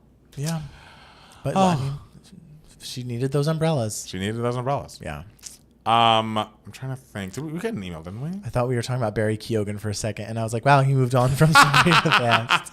That's Then funny. we're talking about Academy Award winner Barry Jenkins. Barry Jenkins. Who gave us... When's he coming out with a movie next? Who, Barry? Yeah. I mean, they've been busy trying to build their family. I guess. Holy crap, 2 major directors just got married. We were about to get some major Oscar films from these two. Wasn't James Cameron married to another major female? Yeah, James Cameron was married to Catherine Bigelow. And then they were nominated with each other in 2009. And Catherine win? And Catherine won Best All right. Director for... Oh, hi, DJ Bob is here. Hello, DJ Bob. Oh, our friends. I love all our friends coming to visit. James was married to Linda Hamilton. He was married to her too. He's been married a few times. And it also that year at the Oscars inspired the incredible Golden Globe speech by Amy Poehler and Tina Fey. That was The Hurt Locker has been a little controversial this year in how it depicts torture by the U.S. Army. But if anyone knows torture, I trust the person who's spent years married to James Cameron. That is a great joke. And it cut right to Catherine Bigelow, and she was cracking up. That's a great joke. It was great. It was great. Oh, Barry Jenkins directed Mufasa. Oh, directing Also, Mufasa. people Yes, are yes. saying, That's true. Yeah. And no, it actually wasn't. It was Zero Dark 30 that the joke was about. It's not The Hurt Locker. Sorry, I got my. It's okay. I got my I Catherine think Bigelow they'll all movie be jokes confused. No, they won't be fine. Some of my favorite Met Gala looks were Janelle Monáe, Demi Moore. Yes, Janelle Monáe was so good. Jason Idris, Mona Patel, Barry Jenkins, Oh, I need talks to- to direct Glenn Powell. Oh, there was a news for idiot that we should talk about. What is that? The Sunset Boulevard movie? Oh. Ooh. I know that was some tough news for you. I I mean, it's not like official. Right. It's just a rumor. But it's also like, I don't know. Hasn't Glenn Close been Shut up. Let her make this. I'm saying I'm rooting for him. Oh, okay. I thought you were about to say, isn't Glenn Close too old? No, I'm saying let her make this movie. She's Let her been make trying this to movie. make it forever. know. You think I'm rooting for Nicole Scherzinger? No. Listen, you loved that cast recording. Before I found out who I was dealing with. All right, does she sing her fucking face off on it? Yes. Yeah. But have I listened to it since? No. She's a Russell Brand Trump supporter. So you're going to listen to the Glenn Close cast recording Yes. from now on, if you ever listen to it again. Gaga's doing the YouTube broadcast on the 14th. What YouTube broadcast? YouTube broadcast? I don't know what that means. What are you talking about, Steve? Do you guys have the Tina Knowles memoir? I don't have it. Holy crap, I Googled James Cameron's wives 5. What the fuck, James? Wow. Listen. James Cameron, he's a charismatic guy. You don't raise however many millions of dollars to get your movie funded by being a dud, okay? Maybe your student director is going to be the next James Cameron. next James 'Cause he Cameron. can raise that money. Yeah. He can inspire the could dollars. do it. How do we raise money? I don't know. If there's one person who can't raise money, I guess. Actually, I did raise. I was going to say, money. you I have did a a pretty good movie job. that people, I you know. did raise money for that. You did. And guys, it's hard. I believe it. It's hard. Oh, my foot hurts. Oh, what's wrong? I don't know. I have arthritis in my neck. Maybe it's... I don't think it's connected. It is. Okay. It can be connected. I landed an interview for my podcast and thought Palmer's going to die. What? Who it? Is it Mariah? Who's going to be on the DJ Bob show? Please tell us. We're ready. It's Mariah Carey Oh my herself. God. Could you imagine? I would die. I would die. Oh, my God. Oh, y'all. Moving sucks. And I realize I'm hiring movers to do the big heavy stuff, but even still, you never realize how much shit you have. I know. Until you're moving. 5 Wives is a sign that homie is love bombing these women. Oh. I would hope by the time you I guess I don't know how long the courtships were, but He's been with his current wife for a long great, time great. now, I feel. Great. Yeah, she was in Titanic. She plays you've seen I've seen Titanic. Yeah, the you know how like Rose when she's older, her granddaughter or okay. daughter, that's his current wife now. Okay. That woman. I Great. don't know if they were married before or after Titanic. Okay. Yeah. Yeah. How old was she in happy. the movie? The daughter. This woman? Yeah. She's like his age. Oh, great. Love that. Yeah. Rob Thomas. Oh, I love Rob Thomas. Whoa. Good for you. Whoa. Good for you. Ask him about Problem Girl off that album because it's so fucking good. That's a get. That's quite the get. I also liked Rihanna's Rihanna look. looks great. We love a baby. We love a baby. The baby was the look. Obsessed with Mona Patel's look. Had a rotating spine. Yeah, that's I need amazing. to look up Mona Patel. Didn't someone tell us to listen to Mona Patel, or is that another singer? I don't know. Who's Mona Patel? I don't know. She looked amazing at the Met Gala. So yeah. No, she's a CEO. Okay. Oh, okay. Did the new Pope listen to hardcore hip hop at the party? I saw an IG video, but I wasn't sure if it was AI. I assume it was AI. I assume it was I don't watch the news because of Trump. I assume it was AI. Ooh, she does look gorgeous. Yeah. I'm not seeing the spine, but I'm just looking at it from the front. Gorgeous. All right. Rihanna's popping out kids almost as fast as she used to release albums. Yeah, someone said that, and I was like, know, that's a Yeah. good point. Yeah. Speaking of Glenn Powell, he co-starred with Taraji P. Henson and Janelle Monáe in Hidden Figures. Yeah. Yes, that was the first time I remember seeing him, actually. Yeah. I mean, I guess he was also on, what was that show? Ryan Murphy show with Ariana Grande where they were... Scream Queens? Yeah, Scream Queens. He's on Scream Queens, so. When was Scream Queens? Was that It was 2017? Was that 2018? I think almost earlier, maybe. Maybe 2017 is right. I was going to say 2015, 2016, but... Rihanna's pregnancy schedule. Yeah. Wait, can you ask Rob Thomas about his Zombie cameo? 2015 Scream Queens. 2015. Yeah. 2014 to 2018 I is know, it's a a little blur. bit of a... Except for 2016 is a singular year. That's a year when so much happened, but like... Glory. 14, 15, 17, 18 are kind of mushed together for me. I'm with you. 2019 is a little more singular. In 2020. And 20, Of course, we remember that one. Rihanna not releasing a new album ever. She's never going to say that, though, which makes sense business-wise. Glenn Powell was on The Great Debaters as a kid actor before he had muscles. What is Rob Thomas up to? Ooh, good question. You should collab with Rob Thomas, Matt Palmer. I mean, I'd love to. We love him. Lead singer of Three Doors Down got stage 4 cancer. He went online in tears telling fans he had to cancel the tour. Oh my God, that's awful. That happened recently? That's very sad. That's awful. Great Debater starring Denzel Washington. I don't remember this show. Whatever. Is it a movie? Movie? I know what Great Debaters is. I loved Usher's wife's look. I didn't see her. I guess the focus was put on her look. Oh, yes, More and than less his. on his. So let your wife shine, Usher. Go for it. Great Debaters 2007. Okay. Oh, I do remember when this movie came out. Okay. Yeah. Great. Love that. Fuck cancer. Yes. I agree. Completely agreed. He's touring that album for the 20th anniversary. Oh, he has a record coming soon. I love it. Her Diamonds is also an incredible Rob Thomas song, which is not on that first album, but I think it was on the second. So good. Oh, but Problem Girl's my song. Oh, I love that. The thing is, I went home and I was flipping through the CD wallet because as I do, I love a CD wallet when I'm home. Yeah. I couldn't. I'm like, did I not have a physical copy of the Rob Thomas record? Did I only buy it on iTunes? I can't believe because that was 05, so iTunes was a thing already. Yeah. And I just It came out the week before the Emancipation of Mimi. I have a question Yes. about people who had those CD wallets. What did you do with the cases? I had a CD tower as well. Okay, and they were just empty? Yes. It's weird to me.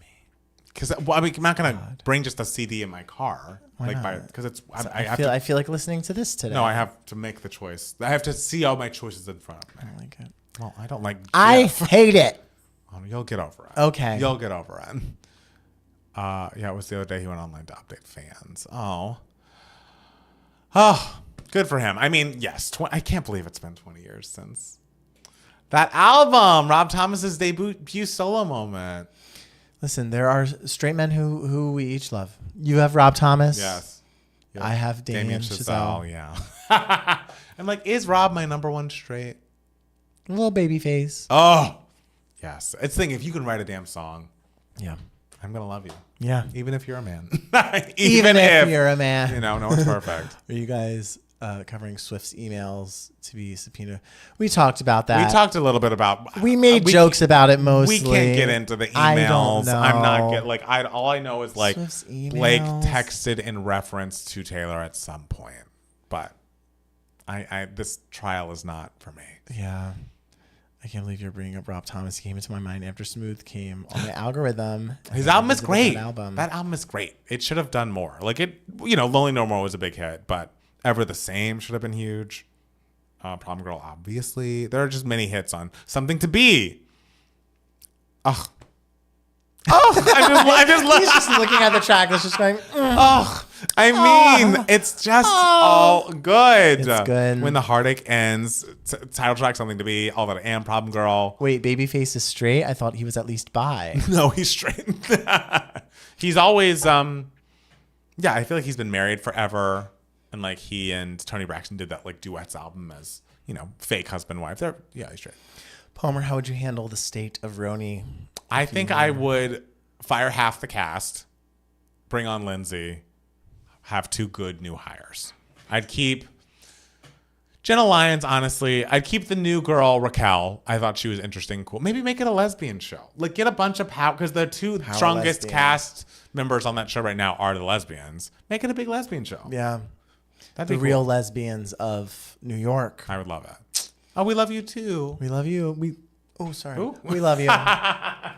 We love you, Jenwell. I know we're not mentioning. I honestly don't even know what he did. That's how not on the Kanye train I am. My favorite straight is Grant Hill. He's such a loyal and loving husband with one marriage. Oh. Rob Thomas or Bruno Mars or Usher. Ooh. It's one of the emails I can remember. Those are all on my list. I do love Bruno. And I love Usher. Yeah. There are rumors and speculation that he's gay. I would never believe that. No, he reads as straight. I am a straight guy. Yeah, a little straight man. And I'm having a lot of sex. That he reads as he's doing good. Yeah, no. Which we love. Hey, we love. As long if as everyone's consenting and being as safe. he's being nice, as long as he's at least buying him dinner. Yes. Like, come on, he can afford that. Oh, okay, Kanye. Yes, Palmer, bring Lindsay on the show and hire it. And that's the thing. And maybe I'll get into it in my 2 gay minutes, but I've decided it's time for someone to go off of Summer House. Kelly Clarkson declined my show so that Rob Thomas was a welcome get. Hey, listen, Rob's a star. Absolutely a star. Bruno's last single was Fat, Juicy, and Wet. That is true. Not Bruno Mars will come through with that nose powder.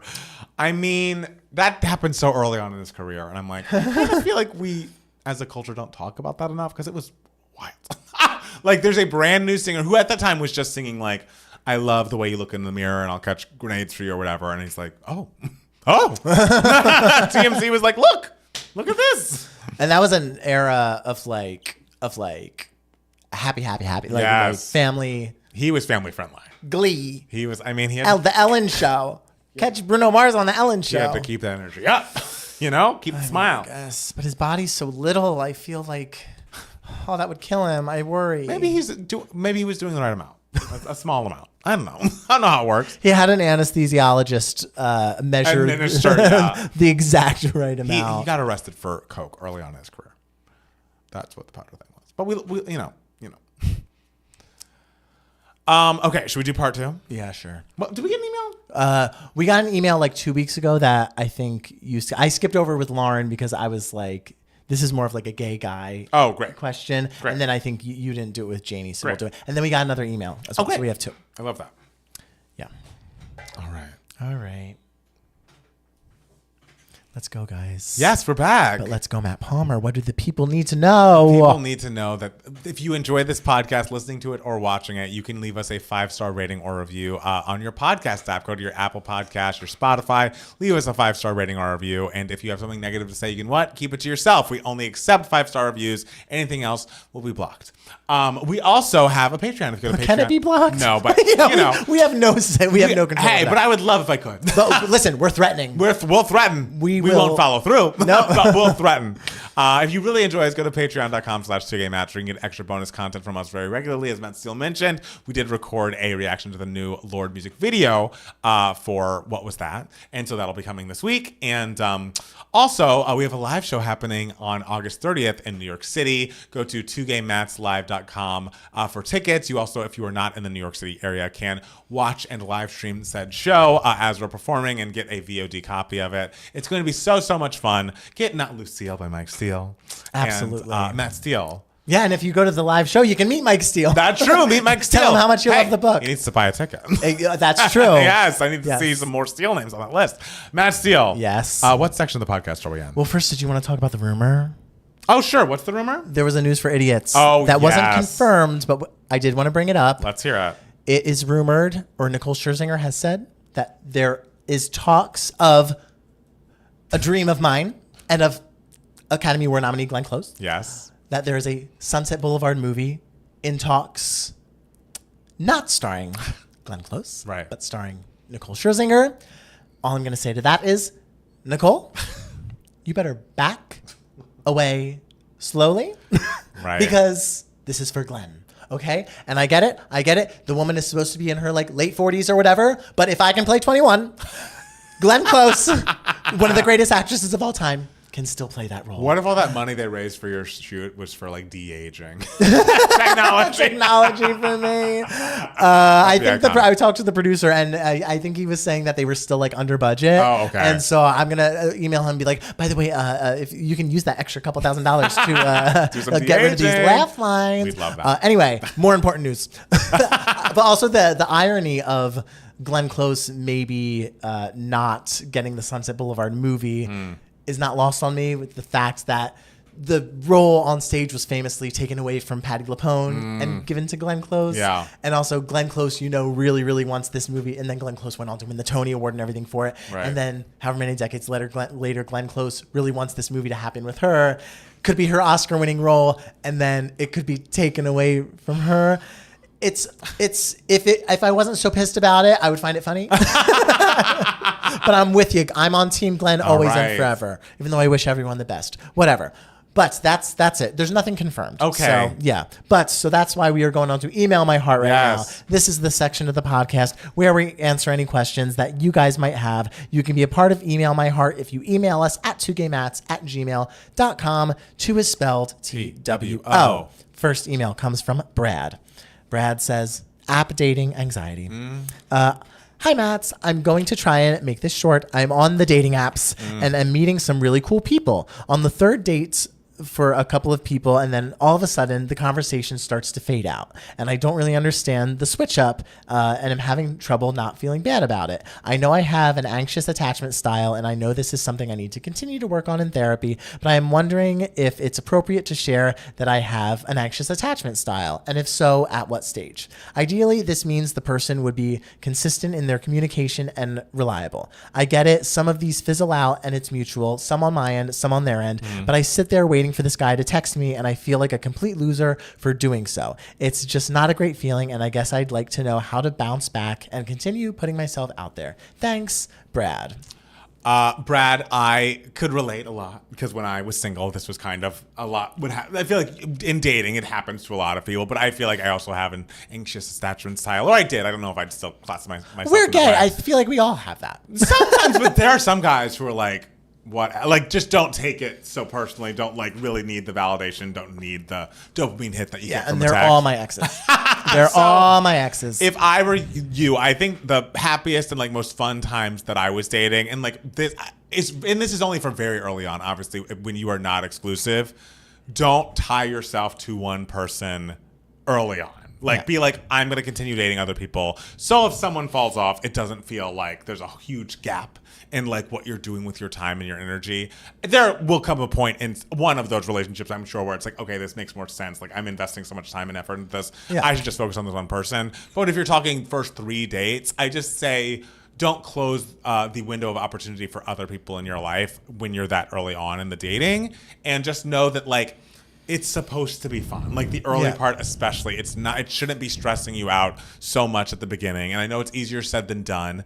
But I think what helped me the last, year or so that I was dating was like, okay, I'm not going to like imagine marrying this person. I am just going to go on dates. And even though I had a great date, I'm going to line up another date with someone else just so you feel like, okay, the ball's in the air. We're all just dating. It starts to feel more casual when there's less hyper focus on one person.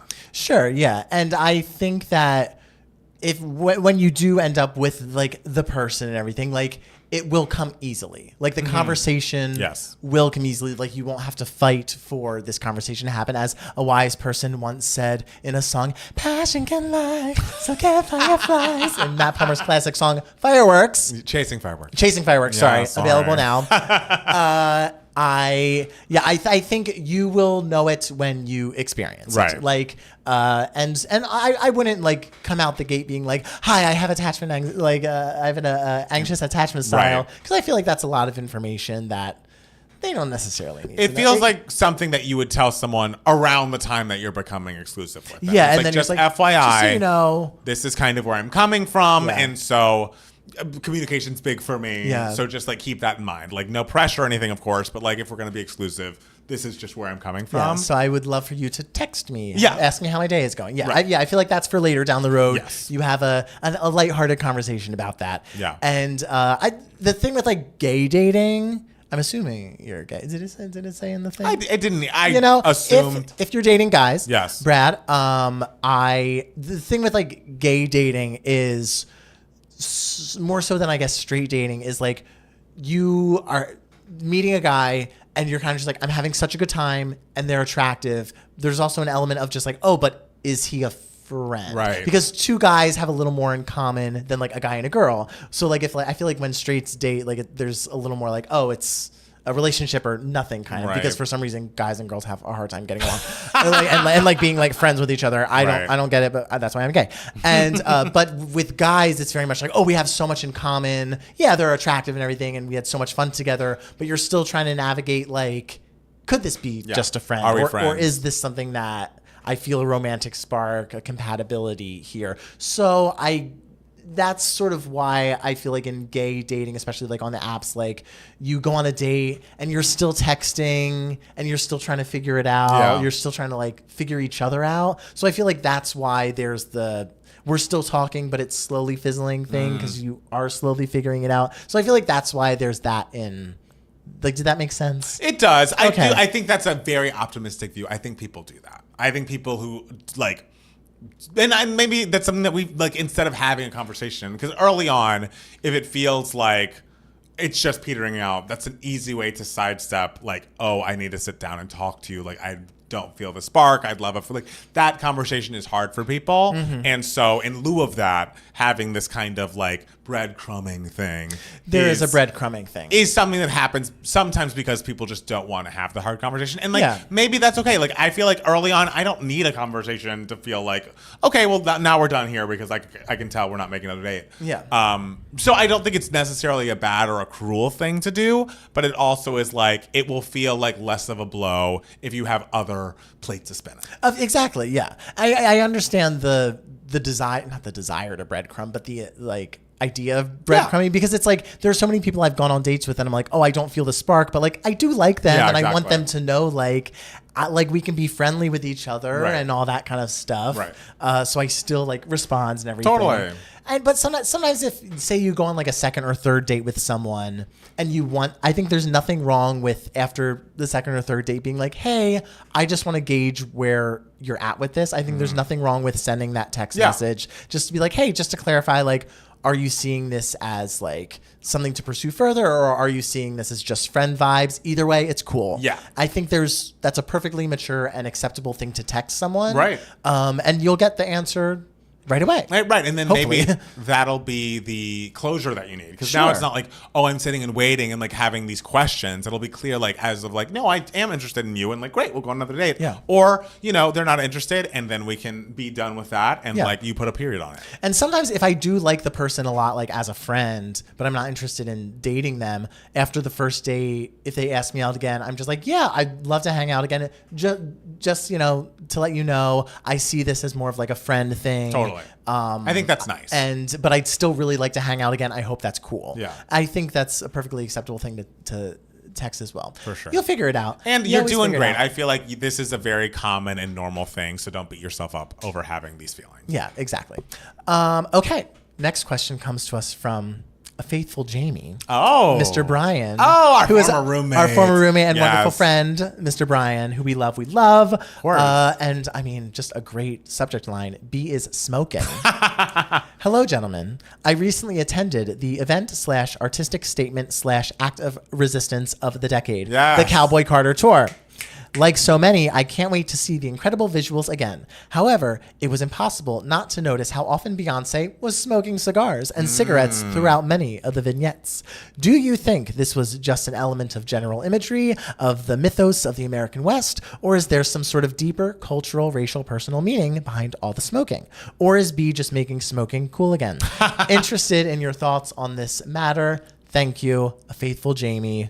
Mr. Brian Rudloff. We love you. We love you, Brian. We love you, Brian. And this is a deep question. We're having to analyze the artistic vision of the great artist of our generation. I hate to say, I think it's just a visual aesthetic thing. Like, maybe there's more to it. Maybe Beyonce's coming out with a line of, cigars. But to me, it felt like she was setting the scene, and that this felt like an old Western kind of look, kind of vibe, is to be smoking. Also, there are points in the visuals and the vignettes where she is taking on the more masculine role. And so maybe that is like also a way of her being like, okay, I'm a man here. Because you see I'm smoking the cigar. I'm doing man shit. But to me, it didn't feel like there was something more, like there was something deeper happening. But who knows? Maybe I missed it. Maybe I'll watch the film. She'll explain it to us what it all meant. The deeper meaning is she's doing an impression of all my exes. I know. But no, I think just a cigar and smoking in general just alludes so perfectly to the imagery of like the Wild West, the cowboy, the Americana of it all, like the great American male with his like big fat cigar smoking in the saloon playing poker or some shit about to shoot him up. I don't know. But also I think the smoking vibe also could allude to like, I am the boss. I am the head of this company, the company being Beyonce. Yes. .com. Also true. Yeah, I feel like there's that element to it. I don't know. I feel like the deepest we go is that. Sort of like, I am the boss of the situation. But That's fair. if someone else has another analysis of this, another interpretation of this, I would love to hear. Brian, this could be our discussion the next time we see each other. Yes, we'll have to discuss. Yeah. Still have time to let it marinate a little more. I have a short 2 game minutes. Okay. I feel like I always say it's short, but I do believe this is short. Well, I hope it's 2 minutes. I think it's less. Oh, really? We'll see. We'll see how it goes. Maybe I'm wrong. All right, guys, this is 2 game minutes. This is the section of the podcast where one of us rambles on about something the other Matt doesn't give a shit about for 2 minutes and 2 minutes only. Yeah. And Matt Palmer has something that he wants to tell me. Are you ready? I am. Ready, set, go. I need us all to know that this season of Summer House has been not quite as good as last season, which was incredibly explosive, but like there are still some high points. I have been very open to the new cast members. I feel like M. Rule has been done kind of dirty in the edits. Like he wasn't in the last episode at all, was not even mentioned, but there are pictures of him at this dinner that was shown, and he was there and they just cut him out of the scene. And I'm like, I feel like M. Rule unfortunately got an edit that was so focused on how much sex he was having and not enough on like what was going on. I think this will be the last season of him. Lexi is a main driver of stories. She and Jesse have been in this relationship that started hot and heavy after they met like 1 week. They've had a relationship for like 5 weeks, vaguely broke up, have vaguely gotten back together. It seems like next week they vaguely break up. I hate this storyline. It doesn't make sense. How much are you expecting me to invest in these people who literally just met on screen weeks ago?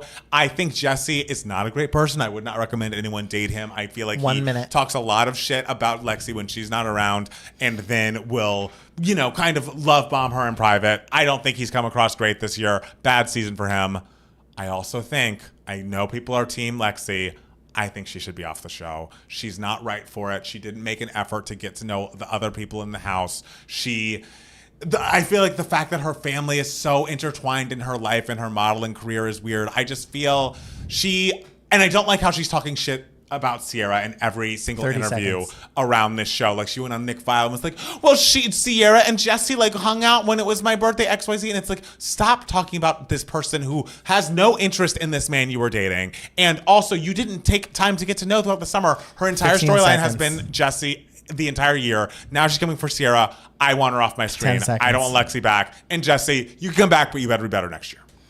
All right. Well, unfortunately, you got really close to that 2 minutes. Thank you. I'm sorry. I had a lot of feelings. It really was a 2 game minutes because, I don't give a shit about Summer House. You saw one bad episode of this show. Sure did. It and was you bad. have thought this show is the worst thing on television. It is not. It is excellent. And I also like that West has had, he had a tough start to the season because Sierra hates him. I found him charming. He is charming. And I hate to say it because he did fuck over Sierra, and I'm not like saying that was right. But you can't watch him it's like he is funny, he has personality. They need to graduate the Pages, the Lindsays to Roni or something, and build a new summer house around West and Jesse. Okay. And no Lexi. I'm sorry. No Lexi. No Lexi. So sorry about that. I hate it. All right. Now we have a lot of backed up Travis tracks. Oh my gosh! I'm so excited for Travis tracks this week. I can't believe we haven't gotten to it. Okay, so guys, this is Travis tracks. This is the section of the podcast where I go through all the tracks that I gave to my roommate Travis, who knows nothing about pop music. I gave him a playlist of 365 songs. He's listening to a song a day, and we are plowing through.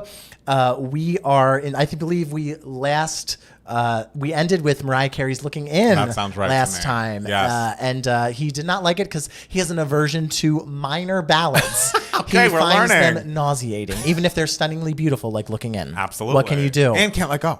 And Can't Let Go. Can't let go. Stunners. All right. All right. So now, "Wannabe" is next by the Spice Girls. Heard of them. Obviously, Travis was like, this is a song I've heard 1,000 times before. Of course. It's a classic. I love it. It makes me feel good and happy. Beautiful. Obviously, there's nothing else you can say about "Wannabe" other than it's "Wannabe." "Say You'll Be There." He was like, I may have heard this song before. I'm not sure, but it's good, but it's not as good as "Wannabe." Wrong. Say You'll Be There is their best song. Okay, but Travis isn't. Listen, Travis is new. I know. He's not know. listening to the songwriting. I appreciate all intricacies. opinions, but I just have to give my feelings. Sure. Then we get to "Together Again" by Miss Janet Jackson, I'm very sad to say is the only Velvet Rope inclusion on shocking. this. Because the thing is with the Velvet Rope, it's like I love all the songs, but they're all kind of like equal in my book. And so it's kind of hard to pick like which one. I Get Lonely, or I love I Get Lonely. Well, I love Empty. And But I was Empty. like, I'm gonna put "Together Again." It's the best introduction I feel to like if we're introducing you to Janet Jackson. Sure. "Together Again," he said the chorus is a little after school special, but Yes. he loved the verses. Oh, all He thought right. the verses were excellent. that is a beautiful melody. Oh, when it's it's in the beautiful ballad intro Yes. or when it's up tempo. Yeah, so he was into "Together Again" by Janet Jackson. Yes. But now we get into "Butterfly." Oh, by God, Mariah I'm Carey. nervous. And you should be. Are you serious? He's a beginner. Let's take this into account. The Flames. Okay, but there will be some surprises here. Okay.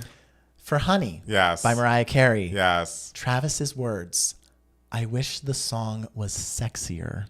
What? I know. In what way? I'm beginning to interpret, because Travis, whenever a song comes on and he's like, oh, I found this one really sexy, he finds banger up tempos very sexy. Interesting. He doesn't like a slinky mid tempo. No. Interesting. But he didn't dislike Honey. Okay, He was just like, it was kind of just, it just breezed by. Right. Which is obviously the goal That's of the the point. song. Yeah, That's yeah. the point of the song. But since But that's not his vibe, Okay. I guess. All right. I hear that.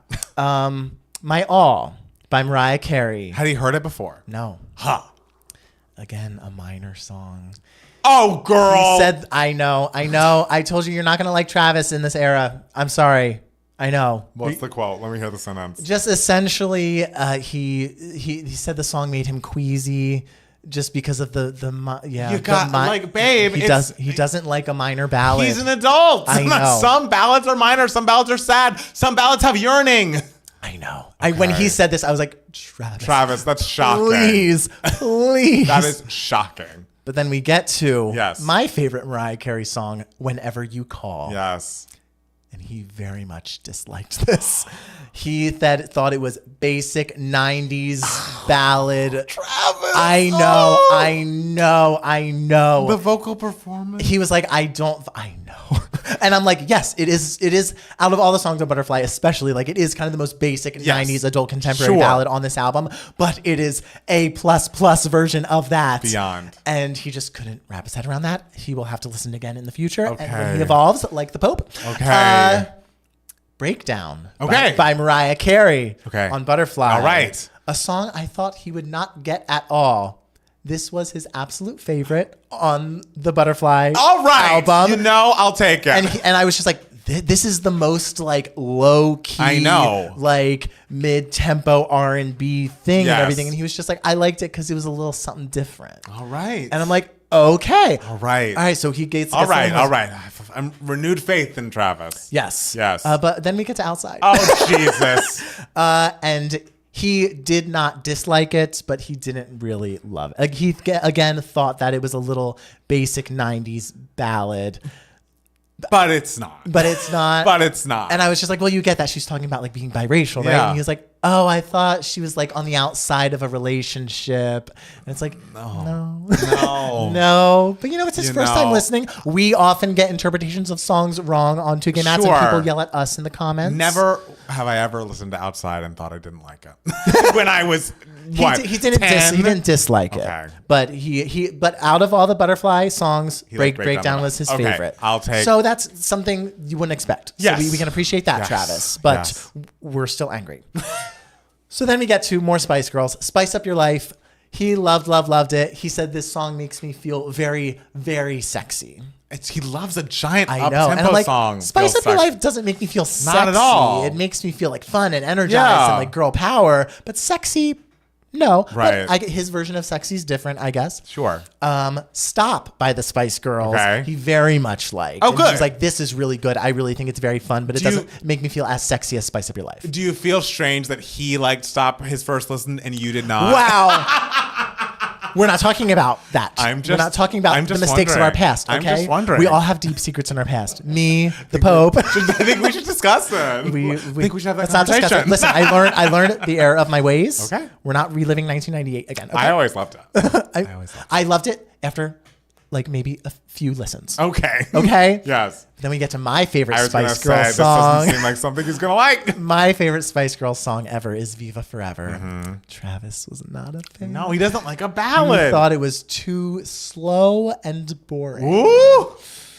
I guess he doesn't like a Spanish guitar moment because he was not into Viva Forever and he was not into My All. Too classic. Wow. Music. I know. I guess he liked Hero. I'm like, what ballads has he liked? Just major key ballads. He liked, he likes major key ballads.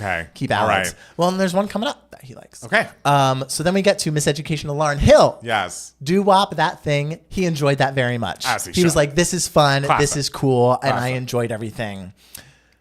Tell Him by Lauryn Hill. Yes. A song that you were angry that I included on this playlist. I think it's weird. Travis said that it is, without a doubt, in his top 3 of this entire playlist. Thank you, ladies and gentlemen. Matt Steele makes good choices because Tell Him is stunningly gorgeous. Look, I'm not saying I dislike Tell Him.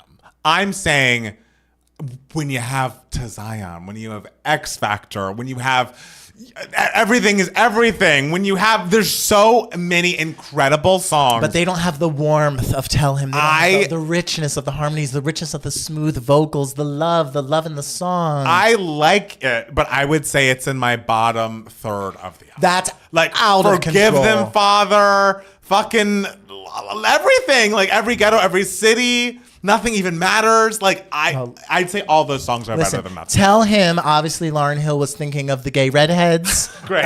When she was writing this song, because she's like, this is who this will appeal to. Because Yes. Travis and I both love Tell Him. Okay. Then we get to Madonna's Ray of Light. Oh Lord. I'm nervous. Literally, as I'm going through everything, because I hadn't seen him in a couple days because I was shooting the short film, and so I was like, okay. And he looks at the list and he goes, okay, these Madonna songs, hated every single one of them. Because I mean, you can't get much more weirder and minor and ballady, sure. But like ballady with like a weird beat to it, psychedelic. So yeah, Drowned World, Substitute for Love. He did not like. What? Skin.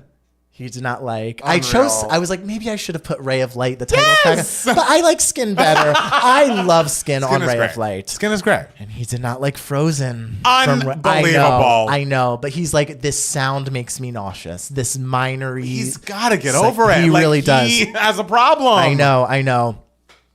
So yeah, those three were not for him. Yes. Cher's Believe. He's heard that before. He's heard that. Yeah. He liked it. He Great. was like, this is fun. This is Great. cool. So yeah, that goes without saying.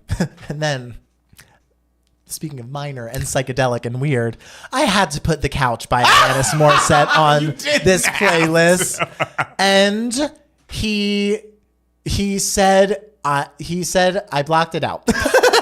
He said he was kind of unfazed by it. He's like, I didn't like it, but I guess maybe he liked it a little more than the Ray of Light ones. I think because The Couch just kind of like zooms by and rambles everywhere. Yes. I thought he would hate this one more, but he didn't. He just didn't like it. Right. Yeah. How do you feel about Uninvited? He didn't like Uninvited because Uninvited by Alanis Morissette was next, and he did not like it. He doesn't like a mind. And I was like, even in the end when it like rocks out, it's so cinematic, it's so cathartic, it's so amazing. I know. I mean, Travis, we were rooting for you. I know. This is a rough era for Travis. This is a rough era. And I realized my favorite era of music is a rough era for him. I realized I gave him a lot of sort of minory, vibey stuff. Because you didn't know about the minor I didn't know he would not version. be into that. Yeah, so he did not like Uninvited, which is crazy. Then the last one I have for you guys is Whitney Houston's My Love Is Your Love, which I love. I love this song. Brilliant. Travis said he was very, very neutral on it. You know what? Weirdly, I'll take very, very neutral. Yeah, this was a rough, and I knew after he didn't like the Looking In, the Can't Let Go. I was like, oh, this is gonna be a rough patch for him. Okay. So we're past, and now we're getting into like late '90s, early 2000s. Things get happy. Pop and music. He's gonna feel very sexy soon. Yeah, exactly. Wow. So I know that was a rough one. That for you. was really tough to hear, but Yeah. Travis, I respect your point of view He's as learning. much as you are wrong a lot. Yeah. That's okay. It's okay. He was right about Tell Him though. That was I forgive all for that. Tell him to listen to the album Miseducation of Lauryn Hill. He's not going to listen to the whole album. He should. There's so many better songs. But okay, what's been giving you moments? Okay, this is giving me moments. I have none because I have been so busy this week. Truly, it's been late night shoots. I've been on set from like 3 in the morning to like 2 o'clock, or from 3 at night to 2 o'clock in the morning. Yes. I haven't been able to do anything. I haven't been able to consume anything. But all of these things, I'll just reiterate again, gave me such wonderful moments. I mean, this role that I'm playing, it's been a long time since I did the Super Bowl commercial. I had a line on Dr. Odyssey and everything. But this is the first time in a while I had a role where it was like, oh, there's several pages of character here that I could do and chew on. My character was also very slaps, like a lot of stuff was happening to me. As I said, I threw up. Not in real life, but I threw up acting. Like I got to do a lot. I got to be like tossed around and everything. And that's just like stuff that I miss doing so much. It's always a joy when I get to do that, especially with wonderful people. And then just also like my brother's book being for sale. Cause I didn't mention it's also, since the pre-sale started, it became the #1 book on Amazon under, children's historical fiction. So like the fact that my brother like has like a #1 pre-sale book, it's just like I'm so insanely proud of him and everything. So everyone, let's keep that book at #1. Not Lucille, available now. Yes. When I tell you, it's the greatest book you'll ever read. All right. I don't read much, but but it makes me cry. Yes. And it's truly, truly brilliant. Yes. So, Matt Palmer, what has been giving you moments? I don't really have much of one either. Great. All I can say is I finished the 4 seasons on Netflix, and it is a great show all the way through. There's a hard time where 2 of the characters are not getting along. 2 people in different couples who are very close have a few episodes where they're not getting along, so that was tough. It ends up okay. It also has quite the cliffhanger of an ending where you're like, oh, A, something happens before the last episode that I was like, oh, I did not see this coming at all. Mm-hmm. And B, there's a very big cliffhanger at the end of the season where I'm like, oh, I almost thought because of these giant names, like the Coleman Domingos of the world, like this is a 1-season thing. But clearly they're aiming for a 2nd season because what was announced at the end of the 1st season is very much like, oh, watch what happens next. So I'm excited to see where they go with this next time. Absolutely. And I know we've talked about both of the things I'm talking about last week as well. But I think we should just, Matt Steele, from your point of view, how did you feel about the Traitors party? I'm still exhausted. I'm still thinking about it. When I tell you, I woke up in a cold sweat that next day. I had nightmares about it. It was the most intense thing, and I can't imagine like being in the Big Brother house and living that. That's why like so many people I know who have like been on Big Brother like are just like there was true trauma, like true mental trauma. I want to say Andy Herron talked about how the day after he like left the Big Brother house after he won after like 90 something days, he sat in a hotel room and cried for like 24 hours. Wow. Like because it was very, very intense. Yes. And let me tell you, all my guesses were wrong. And except for the one I knew it was Eric right from the beginning. Agree with you. I knew it was Eric, and the thing is I tried to be cute with it, and I was like I can always get Eric out later because we'll get other traitors out in the meantime, but I can always keep him around and then we can strike him after time. Right.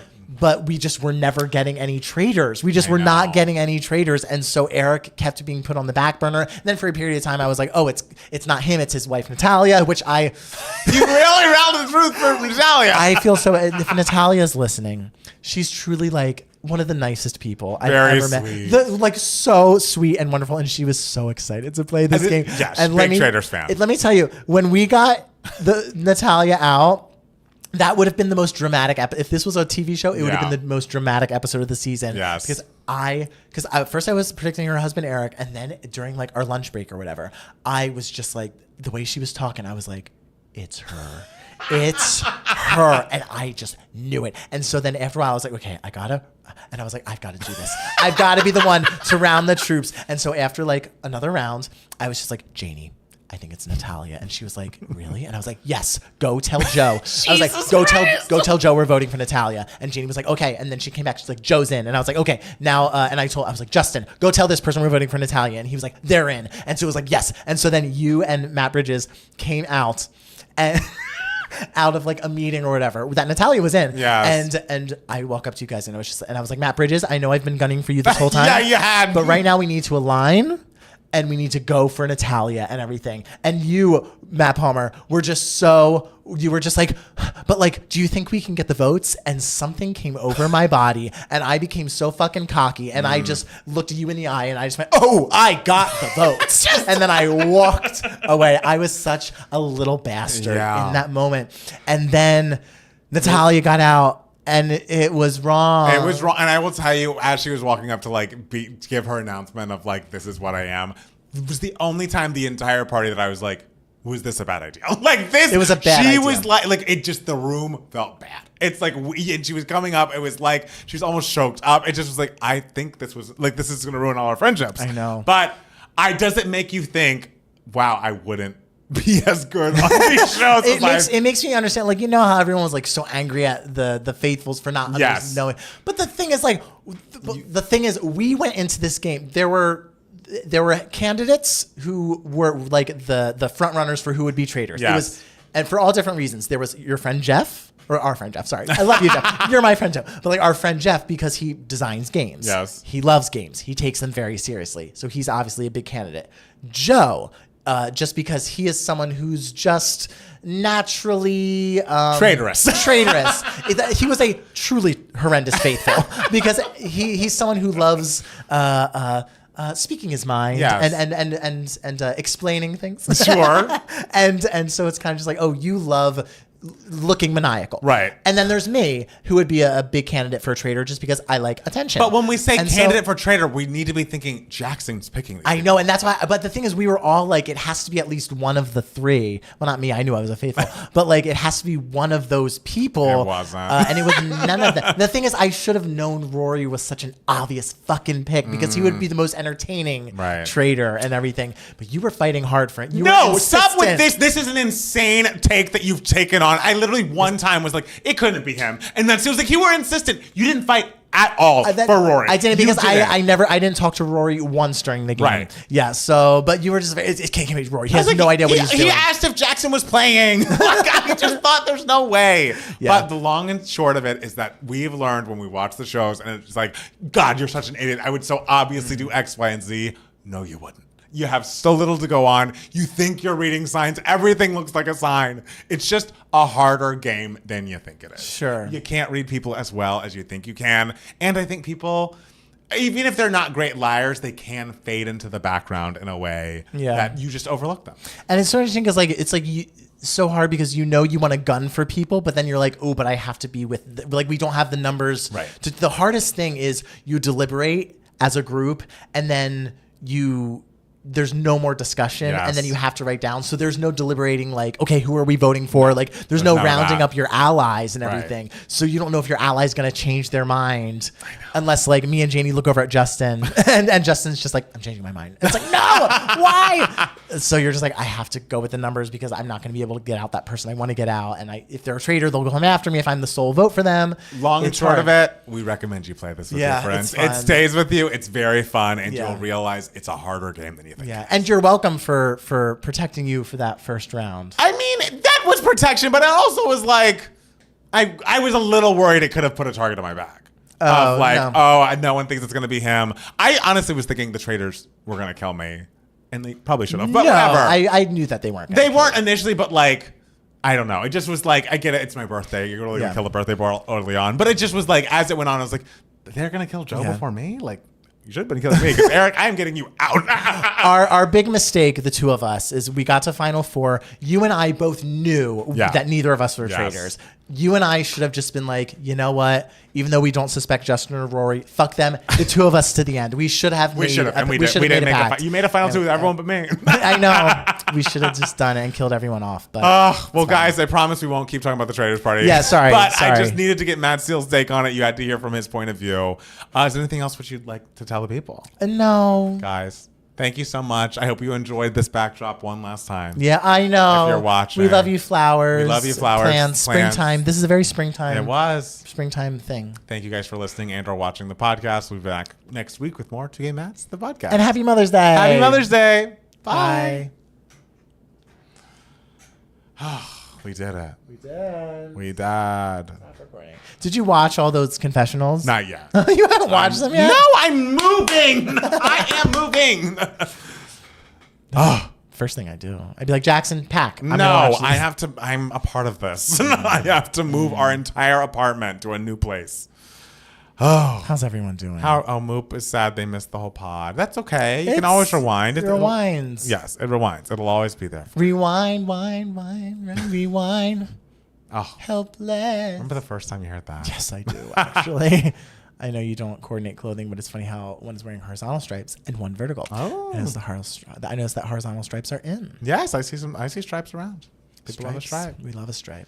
Travis backing out in a negative way, listening to Alanis Morissette is hilarious. I mean, I can't imagine not liking Uninvited. I know. I'm like, are there other big chunks of the playlist? He doesn't like Eerie. He doesn't like Eerie. He doesn't like minor ballads. That's just such a big swath. I know. Oh, let's see. Not so much in the early 2000s. Yeah, I guess. I think it's uphill for him here. I mean, that means I feel like he's not gonna like the Aaliyah stuff. Like, I refuse. Whatever. I refuse. I'm not taking off. I refuse. Don't take off. I refuse. Yeah. I love that you have This Year by Christina as the. I have to. I've been in like a very Christina mood. It's lately. This Year by Christina and You Lost Me by Christina. Oh. Those are the two Christina representatives. Excellent. I tried to listen to Bionic all the way through the other day. Guys, I don't know what you guys are hearing. That album, So sorry. spotty at best. I like Woohoo. Woohoo's very fun. You Lost Me, obviously. Best song of her career. Yeah. He might not like You Lost Me. I know. How? He likes fun pop. He doesn't like emotion. And I'm just like, ooh, you better get ready for Taylor.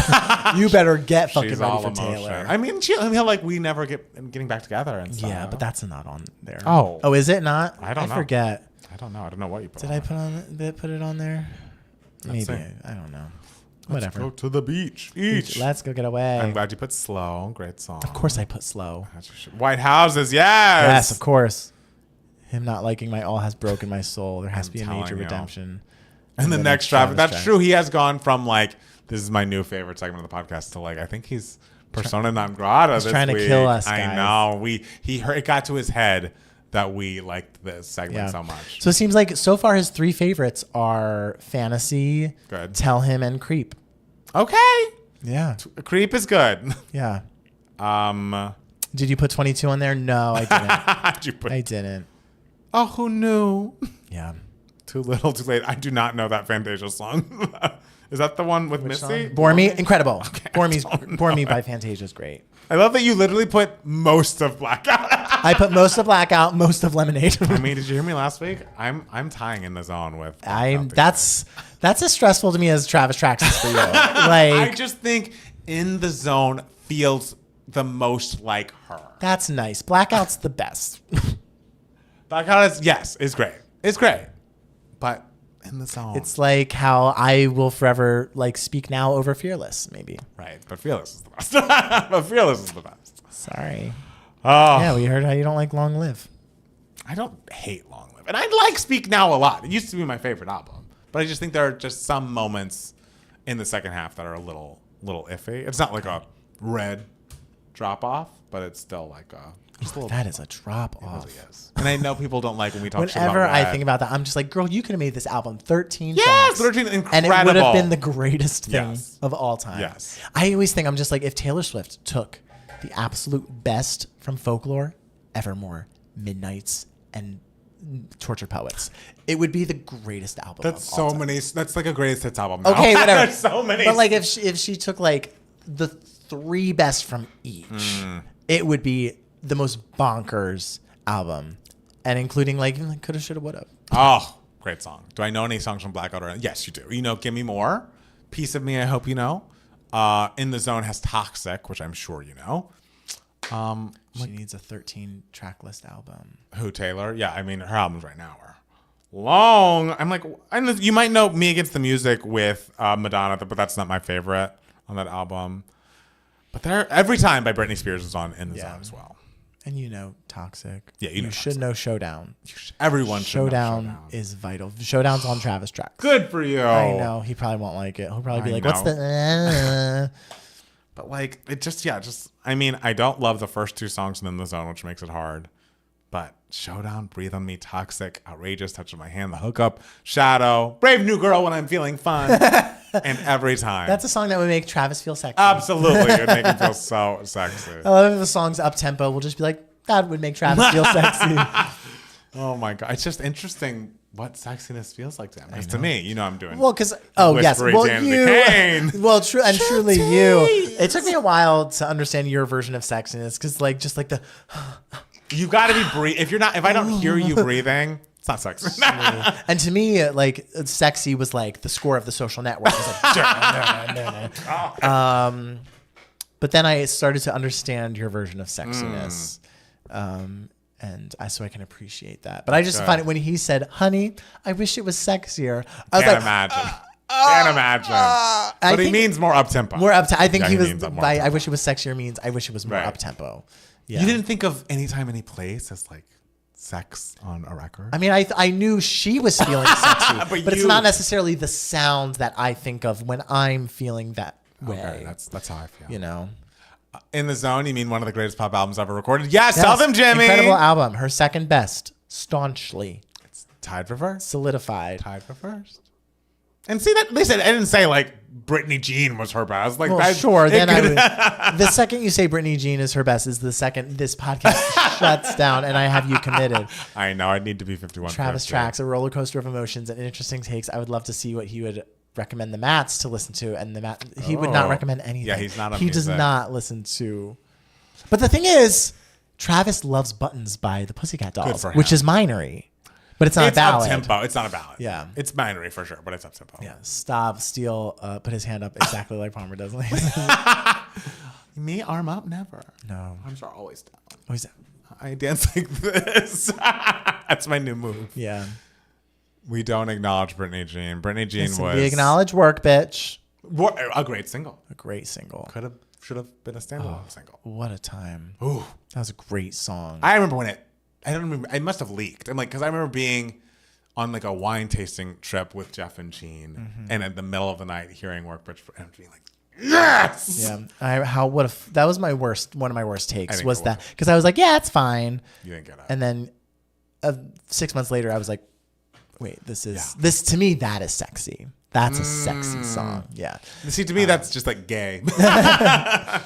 What does Travis love? He doesn't listen to music. He likes musical theater. But even still, he doesn't listen to it that much. You need Travis to listen to the whole Velvet Rope and Butterfly albums. No, I don't want that. I don't want to hear what whole he thinks. albums of those especially are not for him. I don't want to hear his feelings on No, this. no. This is to just dip his toe into these great ladies' careers and their sounds, how their music has evolved, songs that he should know. I heard "My Love Is Your Love." And if he doesn't like those songs from Butterfly, he's not going to enjoy listening to the entirety of Butterfly. I mean, yeah, because you gave him half of it. Yeah. I heard "My Love Is Your Love" in a commercial. Good. I love that song. I love that song. It's so good. We acknowledge songs from Britney Jean, mostly just the singles. Singular song. There are other songs that are like B minuses. You like Alien. I do like that Alien. That is unlistenable. Why? I'm I feel like that's Britney at her most ray of lighty. No. Girl, don't say that. Look, it's for her, okay? I mean, Stop In the it. Zone had some ray of light stuff on it too. I consider Showdown by Britney sexy. It is. I agree with you. Would Travis consider Disease sexy? I don't know. He has to get to Disease. I didn't put Disease on his playlist for the Gaga Mayhem songs. Wait, are there 0 men on the list for Travis? There's a couple men. There you go. Yeah, Michael Jackson's come up. Yeah, Michael Jackson. There's like 2 Bruno songs. Yeah. Daniel Bedingfield. So gotta get through this. Yeah, gotta get through this and fucking Over You. That song is great. Yeah. I told you. I was thinking because I need to replace